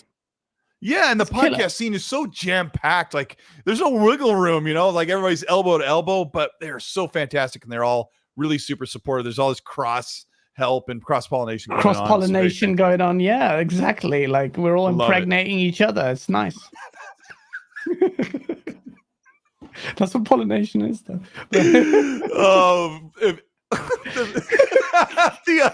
The meme you put on Twitter like a year ago of you laying in a bed and that was on the ultrasound in your stomach. It's great. It's really great. I just described that for anybody who's listening on audio. Just imagine what a great meme that was that we made. Tuni Famas with the $5 says, waiting for this Gears collection though. Gears of War 2 remastered. I need it, especially while we wait for Gears 6, which I believe is still a ways off. I agree. For Havoc with the $2 says, I'll throw hands at anyone going after Gaz. David Patrick says, keep the critiques coming with an okay sign. Yeah, we'll try. Damon. You know, sometimes I know Gaz, you and I, since we've teamed up on the show, we've really given 343 a good ribbing when it comes to the game, and some people have gotten a little irritated that we've been so fierce about it. But I get it all the time now. I was like, it's the guy. Someone on Iron Lord's show commented, it's the guy who made people cancel Game Pass because of Starfield delay. One, I'm not that important. Two, no, I never told anyone to cancel Game Pass when I never got that from you. What people? It goes to show though that there's like this ultra fanboy community. You know, like with PlayStation fanboys. I'll be honest with you, the worst fan base in terms of fanboys. Now the Xbox is doing well. You're starting to see that also grow. That kind of negative, toxic, very stringent, one-dimensional fan base. That's what I don't like. I don't like that. I get it though. A lot of people, maybe I'll go over the top in my critiques, but I'm not gonna stop, man. Like, it's coming from the heart. What do you want, man? Do you want a bunch of yes men in corporate sponsorships and just want to get a job at Microsoft to tell you everything is okay? You don't want that. I'm sorry. I truly believe that a lot of the community has superior ideas sometimes about games. I've heard ideas that would knock it out of the park for Halo Infinite or other games. So those voices are good to hear. And JD Gamer says, Gaz, this is crazy. Thank you for the $10. JD. He says, Gaz, I'm not tempering my expectations. It's up to Xbox to meet and exceed my expectations. I've been ride or die with them for generations. It's time for a payoff for that, and I want good games. That is the attitude. That is the attitude everyone should have. If you're a core gamer Xbox fan who has been ride or die, you've been waiting for ages, that is the attitude, in my opinion, that you should have. And the same, and some people might say, no, well, why not just have a decent, good thing showing? I'm not built like that. Look, go for the blue sky. You should always, and this is what annoys me about 343, go for the blue sky. That should be on your manifesto. We are going to deliver an insane game that's going to be epoch changing. Like, that's the attitude. JD, I fully agree with you. Yeah. So I don't know. We've heard a lot tonight about this. I can't believe how long this show has gone. We're wrapping it up, but I think the temper expectation thing is, get excited, get hyped. I think the show's going to be fantastic.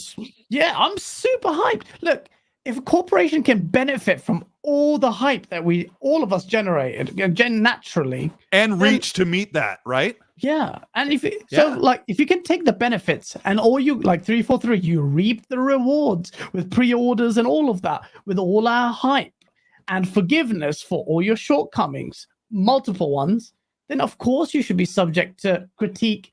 And when you do fail, same thing applies with the Xbox showcase event. We are hyped right now. We love it. I'm so hyped. All I can think about is that Sunday show. But if it does become really bad, and let's be honest, I'm not going to go out of my way to be like, oh, that's not good. I'm going to sit here with a monocle with a wine glass going, that's not good enough. I will, as we're kind of maybe biased as Xbox fans, you really want them to do well. So you'll be like, okay, no, go out of our way to acknowledge successes a lot.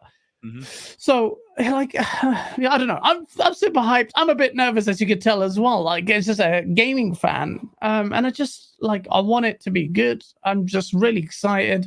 Just also, let me close it with this, Gaz. Jeff Keighley just said today for fans of Summer Games Fest to temper their expectations, and then he turned around and said, "Remember, I said the same thing," and showed Elden Ring. So I think Jeff Keighley's doing a little reverse psychology.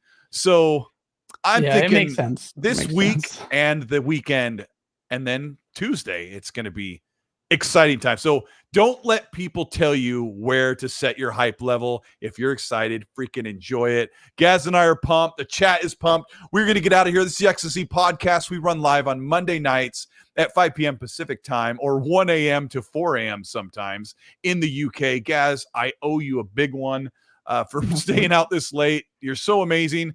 For Havoc with one last is $5. Colt, please look up Max Headroom and do a vid. You are really that dude. I know all about Max Headroom. Max Headroom. So yeah, I know all about it. I'm a Gen Xer. Thank you guys so much. Check out the show. It'll be on demand on Spotify. Gaz, get some sleep, bro. You're going to be a mess tomorrow, but you're amazing. Go follow Gaz. He's on Game On Daily. His link's in the description. We're going to hit the outro button and get out of here. Thanks for everybody. Hit the like button on your way out if you had a good time, and we'll see you soon. Gaz, tell them what's next and say goodbye. Lots to come. We're going to do coverage of the Xbox event show after the fact. If Colt, you can join, but you're probably not in the mindset to do that, let's be honest. Do your thing, just enjoy bro. it. Just enjoy it. You guys are going live after an hour or two after the show wraps on Sunday? Yeah, an hour or two after the show wraps. Let people digest it. Not do it live, because a lot of people are doing it live anyway. But after the fact, so you can watch that. If you don't know about Game On Daily and Source's hysterical console warring, please check out GameOnDaily.com. We do need your help. Just come in and comment on there. Just use it. The website is amazing. Just trust me. Look at it. And yeah, thank you so much. Chat, love you guys. Genuinely.